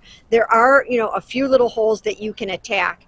And as I mentioned before, I think sometimes when you get a really good, experienced quarterback, that changes the game. Mary Kay, what do you make of all the drops? We saw Amari Cooper drop one, and I know it was a little bit low. David Njoku has had some issues the last couple of weeks. Cedric Tillman caught the football, but we still haven't seen David Bell or some of these other guys. Where are they going to get this production from the receiving core, especially with Amari Cooper being banged up a little bit? Well, if Joe Flacco starts, he will be the 4th starting quarterback for the Cleveland Browns this season. So I think that has something to do with it. They're adjusting to all different kinds of passes and balls and the way they come in and, the heat on the ball and all that kind of stuff. But as Amari always says, you know what? That's not my problem. My job is to catch the football, no matter who's throwing it, no matter how they're throwing it. So, he will never use that as an excuse. But I do think that these guys have struggled to adjust to DTR's ball. I don't know why. I don't know what it is. I don't know if it is just the way that it is coming in, if it's too much on a flat line, if it's too much on a tight rope, whatever. But they are having a hard time, especially, as you mentioned, David Njoku. I've watched him drop at least 7 passes over the last 2 weeks. He's been working at it. He's on the jugs, but something is not resonating with him when it comes to trying to catch a DTR ball. Same thing a little bit to a certain extent with Amari Cooper. Amari and DTR have not connected well. They have only connected 7 out of 19 times for about 37%. So, that's not going to cut it. And that was only for 66 yards and no touchdowns. The best weapon, the best play for this Cleveland Browns offense is the deep ball to Amari Cooper. And they're not getting that right now. If they don't get that, then their passing game is woeful. So somebody's got to throw the deep ball to Amari. And this week, it should probably be Joe Flacco. Mary Kay, we were talking earlier about the amazing performance by J.O.K. I mean, this guy as a rookie was okay, and then last year he was hideous. I mean, he was a total disaster. DeQuell Jackson, the Browns' best linebacker the last 30 years, said on this show they should cut him. That's how down he was on them. And this year, he's playing like a monster, maybe even a Pro Bowler. I don't know. We're not watching the other linebackers on other teams close enough. Obviously, Jim Schwartz is a big part of that, but he's got to be given some credit. How do you explain just how much better this guy is from last year? Well, I think you just gave him a nickname for last year, and that was Just Okay, J-O-K. Right. But now, so you coined that term. I'll give you credit for it. All right, thank you. But this year, that was a phenomenal game by him. That was an absolutely phenomenal game by him, making tackles for loss and just being exactly where he needed to be almost on every single play to make the play. And that's what they needed with Anthony Walker out, with some of the safeties out. That's the kind of defensive performance they needed. If everybody can step it up and play like he did last week, then they'll be totally fine going forward. And they'll get the running defense woes shored up and that kind of thing. But that was really, truly a wonderful game by him. Is there a restaurant you're looking most forward to going to there, or is it only business for you, Mary Kay?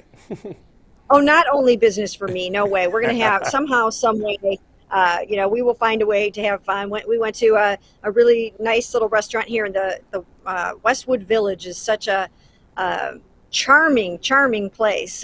So everything we need is absolutely right here within walking distance of our little lovely Airbnb here. But no, we all intend to get out and do some cool things. There are writers on this trip that have never been to LA. So, some of those guys are going to go, see some of the touristy sites. And then, some people are going to go to the beach. And I am going to go to Rodeo Drive and pretend like I could actually afford something on Rodeo Drive. But I will try to look like I belong there. Mary Kay, I'm going to text you. There's a Jewish deli in L.A. that I went to when I was there. It was amazing. The food was incredible. I can't think of the name, but I'm going to text you if you want to go. So I will go. I'll give it a try. All right. Thanks, Mary Kay. All right, Mary Kay. See you later. Hall of Famer Mary Kay Cabot staying at the Hall of Fame Villa. That looked so nice where she was. Westwood's great. I mean, it literally is. It's like utopia. It's a place that you don't really think exists. And you go there and you're like, okay, this is real. They better not ever let UCSS get no villas. Yeah. But we need, if the Browns go to the Super Bowl, we need a villa. Listen, if they go to the Super Bowl, I'm going to pitch that we rent the Airbnb. Yeah. And that we do a 24/7 reality show. Us in the house. Yes, 100%. I mean, how often does Bull chip in and do the dishes? And we're gonna tell Bernie. We don't know. And we're gonna tell Bernie to come through. Do the dishes. We're eating out every meal. Good answer. Good answer. DoorDash. This is crazy, man. We're going to bring Bernie in a few minutes, but first, Josh Dobbs against Chicago yesterday was something. I'll just leave it at that. He had a bad game, but fans dancing on his terrible performance, saying Andrew Berry's now, you got to take away your criticism because he had a bad game. That's stupid. Josh Dobbs, listen, we know what Josh Dobbs is. He's a backup quarterback, and he had a terrible game. But overall, he's had some good games this year. He's played well. And the bottom line is, the Browns would have been better off with Josh Dobbs than any of the other guys they've had. Fact. You know, I agree with that. That's it. Now, is it the end of the world? Could they have gotten somebody else? Yeah, okay. But this doesn't validate Andrew Berry for trading him. Yeah, I agree. Hey, we the most victory lap having fan bases in the world. Like, we do that. Once again, you always say other fan bases are just as bad as us. But, man, we can't agree on nothing, bro. We can't, if you say Josh Dobbs would have been, he wasn't that good. It's like, he's not that good, but he's a good backup. It's factions on everything. Yeah. Like, there's not just one Well, things have gotten so bad. I was talking about this on my podcast this morning, that it's politics, it's sports. We get in our camps and we cannot move. That's it. This side is always right. No matter, even if we know it's wrong in this case. You're going to defend it. We're going to defend it no matter what. I don't know how we became that.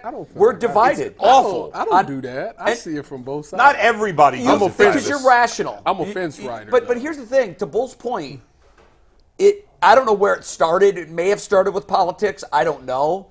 But Browns Nation, to me, was always together. Always. We were always in it together. Always. And now, if you give a dissenting opinion to another Browns fan, Oh. where before it used to be like, well, maybe you're right, we'll see. Now it's like, you're wrong. Baker and then the started it. vitriol comes out, and the nails come out, and it's like, yo, bro, we're rooting for the same team squad. here. Like, It's like, all- And this drives me nuts. You're not a real fan. Oh, if- yeah, right. Stop it. It got really bad with Baker's last year. I think that's where that's it when it got started. bad. That's where it peaked. However, I wasn't here for this, so you're too young.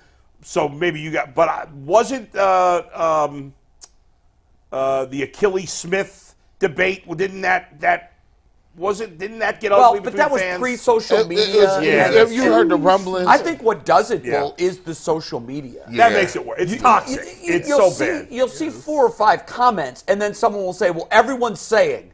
No, they're not. Right. That's true. Oftentimes, it's the vocal minority that we pay attention to, which is why social media is very, very dangerous in my view. It's awful. It's toxic. Yeah, we it may really not is. say, okay, we draft people, right? And we may not say, we may think, well, that guy may not be the guy or whatever the case would be. But, like, it's not like if they went to the Super Bowl, you're not going to be sitting there rooting for the person. Like, Right. He's wearing, like, hey, listen, people may have not thought Baker was the greatest quarterback or whatever.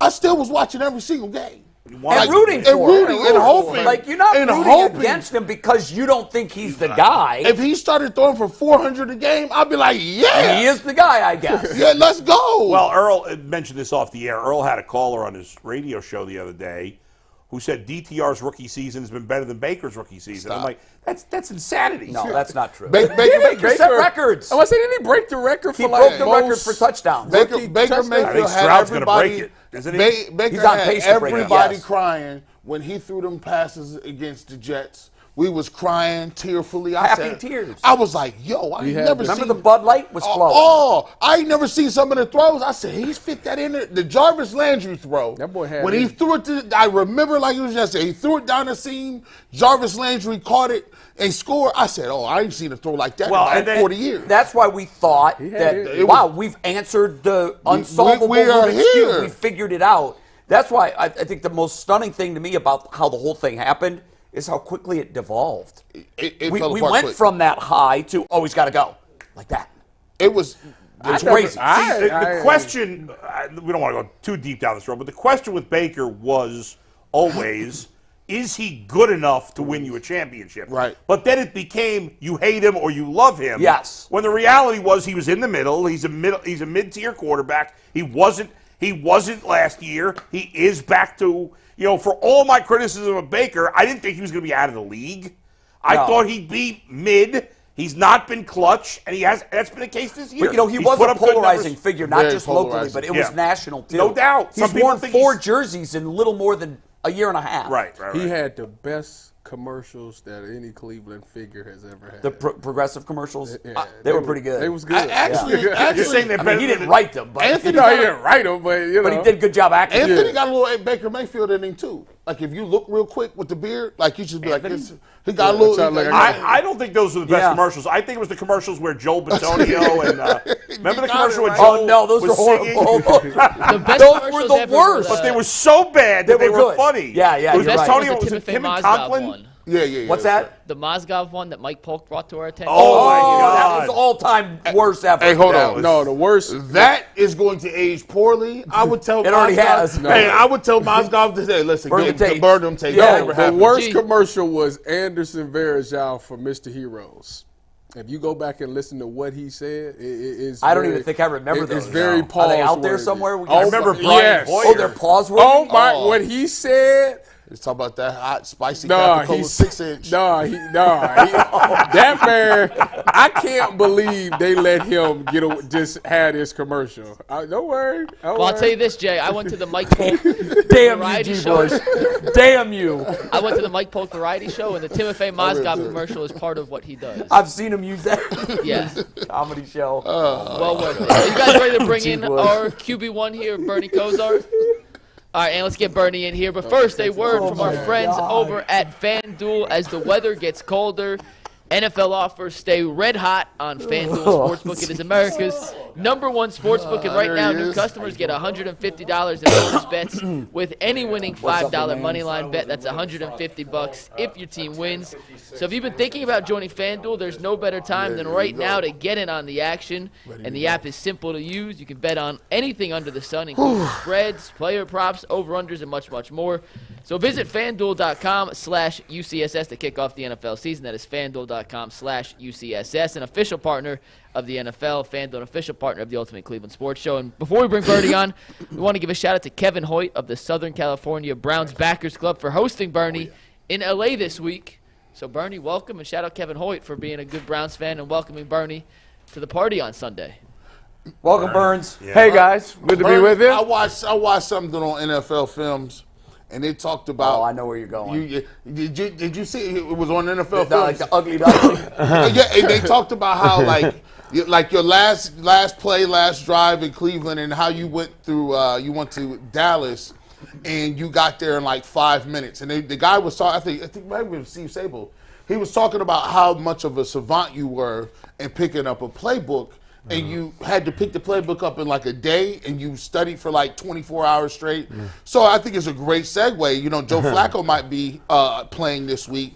How the heck does a veteran quarterback learn a whole new system and call audibles in like 24 hours? Thank you for the great memories, bringing back a great kind of game down in Dallas like that. And coming in here on the set, thinking about what's happening with the Browns in a winter snowstorm like this, knowing that we're going to be out in LA playing on Sunday afternoon. As a man who just turned 60, Joe Flacco is a man who's 38 years old. The weather is our enemy at this time of the year and stuff. So if you're going to have your first start and you're going to be playing, as much as I love Northeastern Ohio and I love the conditions, this isn't the conditions for somebody of age right now and who hasn't played a lot in the so far this season. So all again, not optimal, probably playing out there, but really you want a Big G really kind of condense down and simplify it. Almost like what I think we're going to talk about what we probably should have done against Denver at the beginning of the game in terms of not trying to spread them out, taking advantage of the running game, being super smart with the running game, and then a concise amount of pass plays, knowing that you have an awesome defense and good special teams, and you don't want to make mistakes. When I went down to Dallas, I knew I had Emmitt Smith. I knew I had a great running game, had an awesome offensive line, outstanding defense. Look at our offensive line and our tackles was a big concern last week going into the game. Man, did we run block fantastic. So, you know, we're showing that we have a good running game. We have the running backs. Ford's play good with the defense. So simplify the game plan and let's run the ball. There it is. So with a veteran, obviously you could install more with a veteran like Flacco. You had to learn new playbooks and new terminology and all of that. Flacco's been with the team for a week. What percentage of the playbook do you think he'll be able to grasp and will be open to him? Well, because 50%? I actually think more than that. Really? Yeah, because again, I did it in a couple days. Now he's got a couple weeks, and this may be a shameless little shout out, but there's a statistic where I think it's myself, Dan Marino, and Joe Flacco are the only, I think, 3 quarterbacks to go to the playoffs their first 5 years in the league. Wow, is that? It seems like That's forever. incredible. It seems like forever ago, Joe Flacco was a rookie. But that was 18 years ago. I still, to a 60-year-old, he's still a young man to me. But by football standards, that's an older man. He's seen every type of offense. I really believe, from a mental standpoint, he'll cognitively be really solid with it. It's how do you kind of put it together in the heat of battle really quick. And again, I think because we're a team that likes to use multiple tight ends, and we've been using 12 and 13 personnel, that it lends itself a little more towards having extra guys in to protect. And a veteran quarterback, I think, could understand and learn better and manipulate a new system with extra protectors in there. And that's what Coach Stefanski does with those extra tight ends. Bernie, we were talking, we all said before that if DTR clears protocol, we'd still play him. Mary Kay said, and she makes a good point, he took such a hard hit that she would just sit him this week anyway. What's your thoughts on that, and what's your thoughts on how DTR has played so far? So I know the game didn't turn out the way we wanted. Offensively, you look statistically, it doesn't look like he played that good. I actually enjoyed the way he played. I know it was tough out there. I think we put him in some tough spots. I'm a big fan of our coaching staff. It's unbelievable with all the duress, all the injuries, that really we're still here at 7-4 and decently solid in a playoff spot. We're on our 4th quarterback. Yeah, so it's easy to have hindsight on stuff, but if you had to do it again, I think DTR really played pretty solid in the Denver game. For me, who's been physically and mentally scarred from my trips out to Denver. Okay, I know that's not the easiest place to play. Crowd noise is a mess, so I understand our tackles having trouble with the pass rush and stuff. That won't be as bad in LA this week. That crowd isn't as loud as Denver. But, man, I actually think he handled himself super well. But I did not hear the Mary Kay segment, but I would concur with her. And again, this is the pros. He's a tough kid. I'm sure he wants to play. Sometimes I think I've used the phrase, we got to be protected from ourselves. Even if he clears protocols, there's the physical kind of beating he took and the mental kind of, I have you matter. We talk about self-confidence and self-esteem.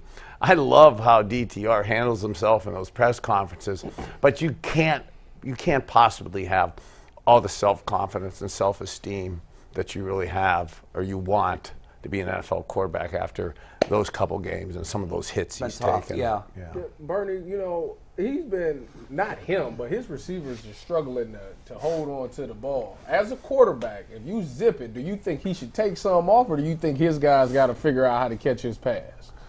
So I'm biased as a quarterback guy, okay? So in the crowd and in the public and in a private meeting room, I absolutely 100% believe you need to figure it out. You need to figure out how to catch it. It's the pros. Now, between you and me on the side, absolutely, you need to work on your touch. You need to absolutely kind of balance it. His arm strength's unbelievable. And in pressure, I get in between the numbers, trying to throw it and overthrow it and stuff. But boy, that arm talent that he has on a couple of those blitzes, he hit an out route off his back foot, throwing backwards. Cool. So, for the arm talent that it takes to do that and to throw that on time like that, it's pretty special. So, with his confidence, with, again, the you matter, the self-esteem, the belief in himself, I think he'll have more belief to take a little touch and to throw with not as much velocity. But when you're young and you're not exactly mentally clear as to what to do, and you're not sure if that robber guy in man coverage or that zone guy is reading your eyes, that you tend to sometimes maybe overthrow. How long did it take you to realize that there were gears? There was, some balls have to be thrown over a defender. Because it almost looks like, to me, that's a rookie that knows he has a cannon and says, by God, I'm going to use it. Jay, that's a great question. I want to sit here and I want to say in my rookie year, I got it. Halfway through the year, I got it, and I was cool at doing that because Father Time, it's going to be hard-pressed for any of you to go back and challenge me. But the truthful answer is it wasn't at all my rookie year. And I still remember playing at the end of the season in December, doing some of these things that I think DTR was trying to do, trying to throw it through a guy's heart, okay, because I didn't want the backer or the safety to cut in front of it, so I threw it massive sauce on the ball. Yeah. It truthfully, it almost like, I can't remember what I had for breakfast, but I remember the 1986, we lost to Green Bay, like week 5 of my second year, and it wasn't until literally halfway through my second year that it kind of crystallized to me in terms of slowing down, slow motion, in terms of reading defenses and the ability to use touch with the ball. So it takes a little bit of time. And yeah. How did you get over, when you get a rookie quarterback and they're new, the game is moving fast, people are coming at them. How did you get out of predetermining where you were gonna go? How did you get to a point where you was like, I got to go through them progressions? Yeah, great. That's a really great point. So that's the NFL and the speed of the guys. They want you to kind of get predetermined, to think you got something, to think it's going to be easy, and then get you to change midstream and stuff. So I'm super versed. And I'm so blessed. Coach Snellenberger, who's upstairs looking down upon me, and what he foundationally taught me is a college quarterback really transitioned to the pros. So many young guys don't have that type of tutelage, that type of foundational knowledge. So in turn, they really struggle with it. DTR, he had almost 50 starts in college. That actually, I think, really helped kind of his transition, not make that as long. Bernie, shoulder has been a huge theme this year with Deshaun Watson. Now your two best defensive players are dealing with shoulder injuries. Denzel Ward obviously missed the game this past week, and Myles Garrett couldn't even lift his shoulder.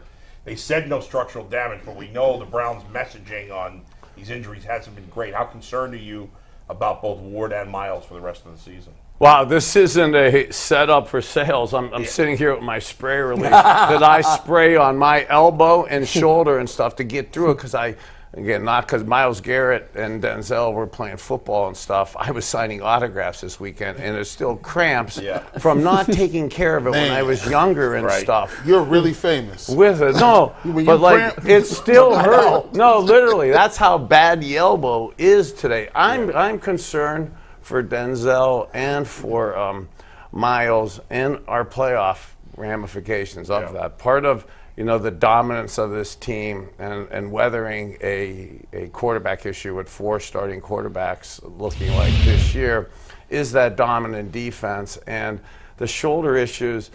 The way Myles has to rip and use his speed, playing at 80%, that's still Myles Garrett, but we need him really healthy and there's a lot of again, it'll sound like I'm trying to talk about this from a plug standpoint or a wellness, but there's really some stuff that you guys know that us players do on the side to get ourselves healthy that privately you need to do sometimes to stay in this game. Some of them aren't good for your long-term health. Now in this new age and stuff, there's some super healthy things that guys could do with IV therapy and stuff that you almost, and proteolytic enzymes that these guys really need to do to weather the storm, to make it, because heck, what do we got, 7 more games and hopefully playoff games? There's a lot of football to be played, and those shoulders, in this cold weather tend not to get better when you're banging, and these games are going to get more physical now. Bernie, when you look at the Rams, what would be your game plan offensively for the Browns to attack, Aaron Donald and whoever they got over there? So, again, I feel bad. I keep looking upstairs to Marty. I bless you, man, for tolerating me for a guy who was an animal at wanting to throw the ball and attack those guys. For younger listeners and younger coaches out there, I don't overly recommend this, but in the old days, Aaron Donald would be whammed to death, okay, with those double, triple tight ends, 13-2 personnel. Power O's with Joe Patonio and Wyatt Teller pulling for sure, coming down on him, understanding my angles. And then you guys know the tricky things you could do with tight end motions and personnel groups. And you got your center and nose tackle right here. And you bring, Belichick starts out the Super Bowl with it. You bring your tight end in motion. You bring Nick Harris in motion at the fullback. And you just, again, you come down, you crack them. I mean, you have to do. You have to run the ball at them. Were you surprised they didn't do more of that in Denver because it was working? Yes, yes, and that added to the issues for DTR, the tackles, and again, Denver struggled at stopping the run. We were being successful with that. Again, we're talking about this week. The Rams are a little better. They are better at stopping the run. They got Aaron Donald. Look, you make the superstar thing. This is why I do health and wellness and healing now. The football Bernie is a lot more satanic, okay, than the healing Bernie right now. And you need to beat Aaron Donald and to handle that defensive line. You need to be the satanic guy that's coming down, double teaming, whamming, and you got to run right at him. You can't let him have one-on-ones and just pass rush up the field. Yeah. You know, today, and Jay talks about this a little bit, and I think it's coming around. Like, everything under the sun, there's nothing new under the sun. You know, the systems, and it's cyclical. Sometimes you're throwing the ball and doing those things. But even go back to your time. The Buffalo Bills went to 4 Super Bowls, right? One of the greatest, the K-Gun offense. You look at what Warren Moon in Houston was doing, Jerry Glanville and a lot of those teams. You, like you said, in your heart, you wanted to throw the football because you're like, I feel like I could give us the best chance to win. As you were calling your own plays and dialing up plays where you getting your team involved, what made you stay conscious and true to the run game as well? And what motivated you to be like, okay, I can't throw the ball every single play? What kept you honest with the run game? It's a great question. So Marty Schottenheimer used to say the phrase, great championship teams, if you need a yard, you could always get a yard. Championship teams, if they need a yard, you could always stop them from getting a yard. So I'm on the offensive side. So I full-fledged buy into that. That's my 11th commandment. If a championship team, every team I'm on, thou shalt be able to run for a yard when thou wants to. Think how important it is. That is a gospel, a mindset that you and me and the other 10 guys in my huddle will live by all 365 days a year, 24/7, 365. You will absolutely think about it, talk about it. So when those half dozen times come up in the course of those 365 days, everybody in that huddle knows exactly what we're going to do. And there's a mindset and a manhood that comes with raising your testosterone level to do what Jason Kelsey and the Philadelphia Eagles do at will. Okay? Why don't other teams do it? Because they don't have Jason Kelsey. Jason Kelsey, Okay? There's other great centers. Yeah, but that's that combination of the Cleveland Heights wrestler, okay, that wrestling, his body leverage, his tough guy mentality, that cement cranium, okay, with his strength and leverage, okay, and that mindset, he is not going to be stopped. He wins. Okay, that is, as a quarterback, that's the mindset I had. And actually, as you also had Kevin Mack and Ernest Biner. Well, Kevin Mack and Biner. And when you have guys like that who, you know, are tougher than you and really want it and believe it, you got to let the dogs eat. And in a violent game of football, again, I'm in my spiritual healing way, but in a violent game of football, you let the caveman satanic side of you come out, and that's how you do it and embrace it. You know, we go back to the Aaron Donald. We all love Leroy Horde. You know, he's on the show. I'm going to be flying out to L.A. tomorrow for the game. I was going to try to be on with him tomorrow. You ask about how to handle Aaron Donald, joke with Leroy, Kevin Mack. They know chip, check through. He would like in the old days, you can't do this, okay? But when you were engaged, when the lineman had the guy engaged, okay? That cut block. Well, cut block on the wham is the legs are going, okay? And then the ribs, like, okay, look at Coop broke his ribs probably in the game the other day by going up for a pass. So that's fair game. Leroy Horde would chip check through Aaron Donald's rib cage, okay, on his way to catching a pass. Yeah. I mean, it doesn't sound good. I don't really want to be saying this during holiday week. It is what it is, though. But that is how I you love win the old games. school effect of it. Yeah, But you know that what, is, that's- I mean, it's interesting you bring that up because Tom Brady just said, like on the last week, that the game is media. Tom Brady should shut up. What is he talking Listen, let me ask my question. All right, go ahead. Good night. I'm anxious to hear what Bernie thinks about it because it was a controversial statement. He said that the game is mediocre. He said that the development of young players and coaching is not the same. Do you feel that same way about today's NFL? Careful, you're next to Bull. Yeah, no, you know what? The game and the coaching has to have changed because, again, I'm in a healing part of it here, late third quarter, early fourth quarter of my life. Some of the most religious, ethical people off the football field, their mantra was, if you're not cheating, you're not trying. Mm-hmm. You know, they were teaching you things that you just don't even want to say on air. They were teaching you things that you had to do on the field. Mm-hmm. So you had to do them to survive, to stay alive, especially as a slow QB out there. So there is kind of a balance to, coaching. Again, I could think of 34 wham that I would absolutely start the game with against Aaron Donald, okay? 34 wham, and I'd Send a message. Send a message and make him think the whole game. You know, I'm not trying to hurt him on purpose, but I am trying to get him out of that game, and I don't want him hurting me all game, and I don't want him killing our guys. So that is the mental side. So it is tough now to tell the guys to do that. So that withstanding, because I don't know that that's what Tom Brady was talking about. No.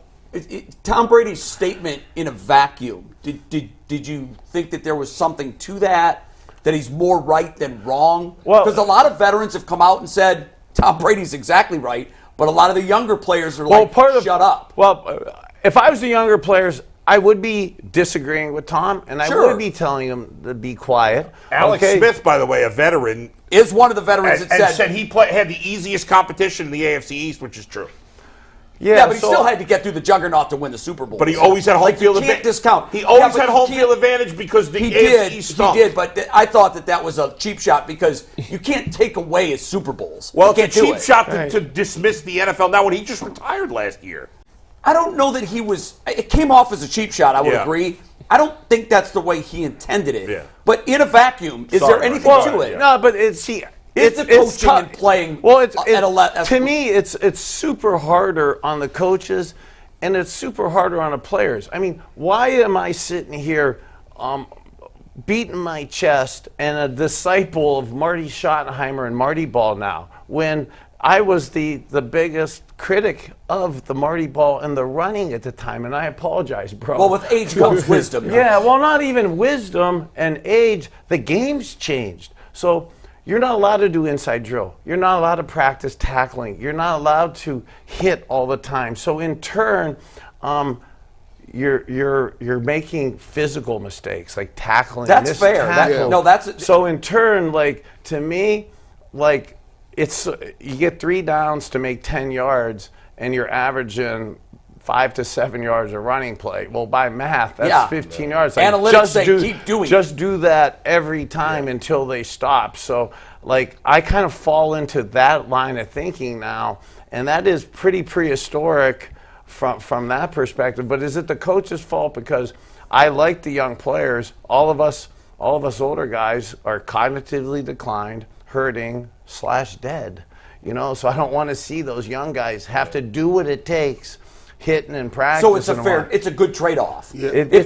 I see some of the trade-off. If technique comes down a little bit, but guys live longer and have better quality of life later, it's fine. Yeah, Nobody's complaining that the product is bad right now. And no disrespect to like Aaron Donald, like, but you got to think about it. Back then, I always tell people, you don't know how much you let people off the hook when you don't run the ball. I'm a D lineman. I don't want to touch you the whole game. That's demoralizing. Aaron Donald is probably, 280, right? Yeah. 280? Do you know what type of run game the Washington Redskins and the Hogs? Do you understand what kind of game plan they was in? It's death by a million cuts. Your legs and knees would have been targeted all day. He in the Lighter Foundation. They done ran him up out of there. I mean, there's a price to pay for getting sacks. The next thing you know, you want to be upfield? Here's that delayed draw. You want to be upfield? Here comes the trap play. Yeah, and here comes Kevin Mack and Leroy, okay, with big chips, big chips, okay, like you're allowed back in the old days, there was no such thing as a defenseless person. Matter of fact, that's your fault if your head's not on the swivel. Right, it's your fault back then. I know we have super chats. Bernie, this guy, this is crazy. I could have this conversation for 5 hours because there's so many tangents that we can go on. We're lucky to have you in when we get you, so thanks for coming in for sure. And Bertie can hang out for overtime if he wants. But let's do some super chats real quick. And super chats are brought to us by PCC Airfoils. If you're looking for a job with career advancement and great benefits, PCC Airfoils is a leading manufacturer in Northeast Ohio. All locations of PCC Airfoils in Eastlake, Menor, Wickliffe, and Minerva are hiring for all positions, starting at $18 and up, plus full benefit packages, paid time off, and a signing bonus. You can apply online at precast.com/careers to learn more. Just a couple super chats today. The first one comes from Kyle Brenner, says, "What's up, guys? Love the show. It's time for the Browns to look into replacing Chad O'Shea with a new wide receiver coach. I assume he's been a big part in picking the talent." I'm not sure how much is a position. I'm not sure of that either. I'm a big Chad O'Shea fan. His dad was my trainer at the University of Miami at Canes back in 1983. Mike O'Shea. The position coach doesn't have much pull on whether it's Anthony Bell or I doubt it. Anthony Schwartz. So I look at they become the same guy to me. Yeah, and I know Chad from back at the University of Miami when he was a little kid, and then he was with Belichick. They know how to do releases. Yeah. So that foundationally, he's been schooled in kind of the same way I've been schooled. So foundationally, I really respect him, like what he brings to the table.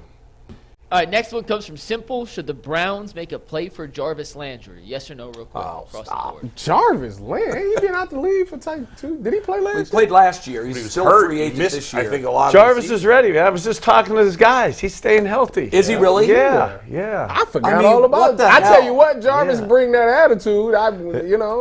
Bell or Landry? You already know. Landry. Okay. Okay. The roster's fine. Yes. I think that's by the way, you know what? attitude right now. That's what I was going to say. Can you imagine the confidence, infusion of energy that would put into the locker room? Yeah, I'm a Jarvis Landry fan. I'm a big Jarvis Landry fan. Yeah, I'd bring him back. You already Over know Bale, Landry. He was more of a tactician than a speed guy anyhow, so it's not like whatever speed he lost would have set him back. We are getting to the time of the year where it's miserable. Look at what we're going to walk out to today. I know. Nobody's running a 4-3 anymore. We want big, tough guys. Okay? And he would make the job for DTR easy. Just throw him a little drag route. He'd be physical. There hasn't been a single rumor about him. Nothing. Nothing. Completely off the radar. Now, I don't know. Maybe he's got a number that he would come back for and nobody's hit that number. I would love if they would call him and bring him back. I think just him being here and his presence, they talked about the culture and how he helped Baker and change the culture. Bring him back. Yeah. We got two more real quick. First one comes from, we have 3 actually, I lied. Our Mac Dog says Stefanski committed coaching malpractice for not featuring the run against the worst rushing defense.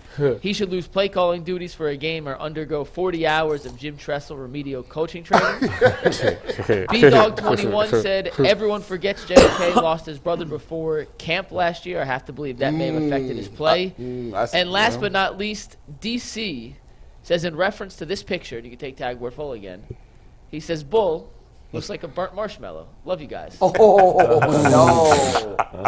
no. Oh, I love that picture. The purse. You know what that is? It's not a That was purse. what DTR was wearing that outfit. It's not a purse. It's not a purse. That is not no purse. It's a purse. That's Bernie, is that a purse? It's a duffel bag. That's a purse. duffel bag. That is not a duffel That's bag. just like a new age priest.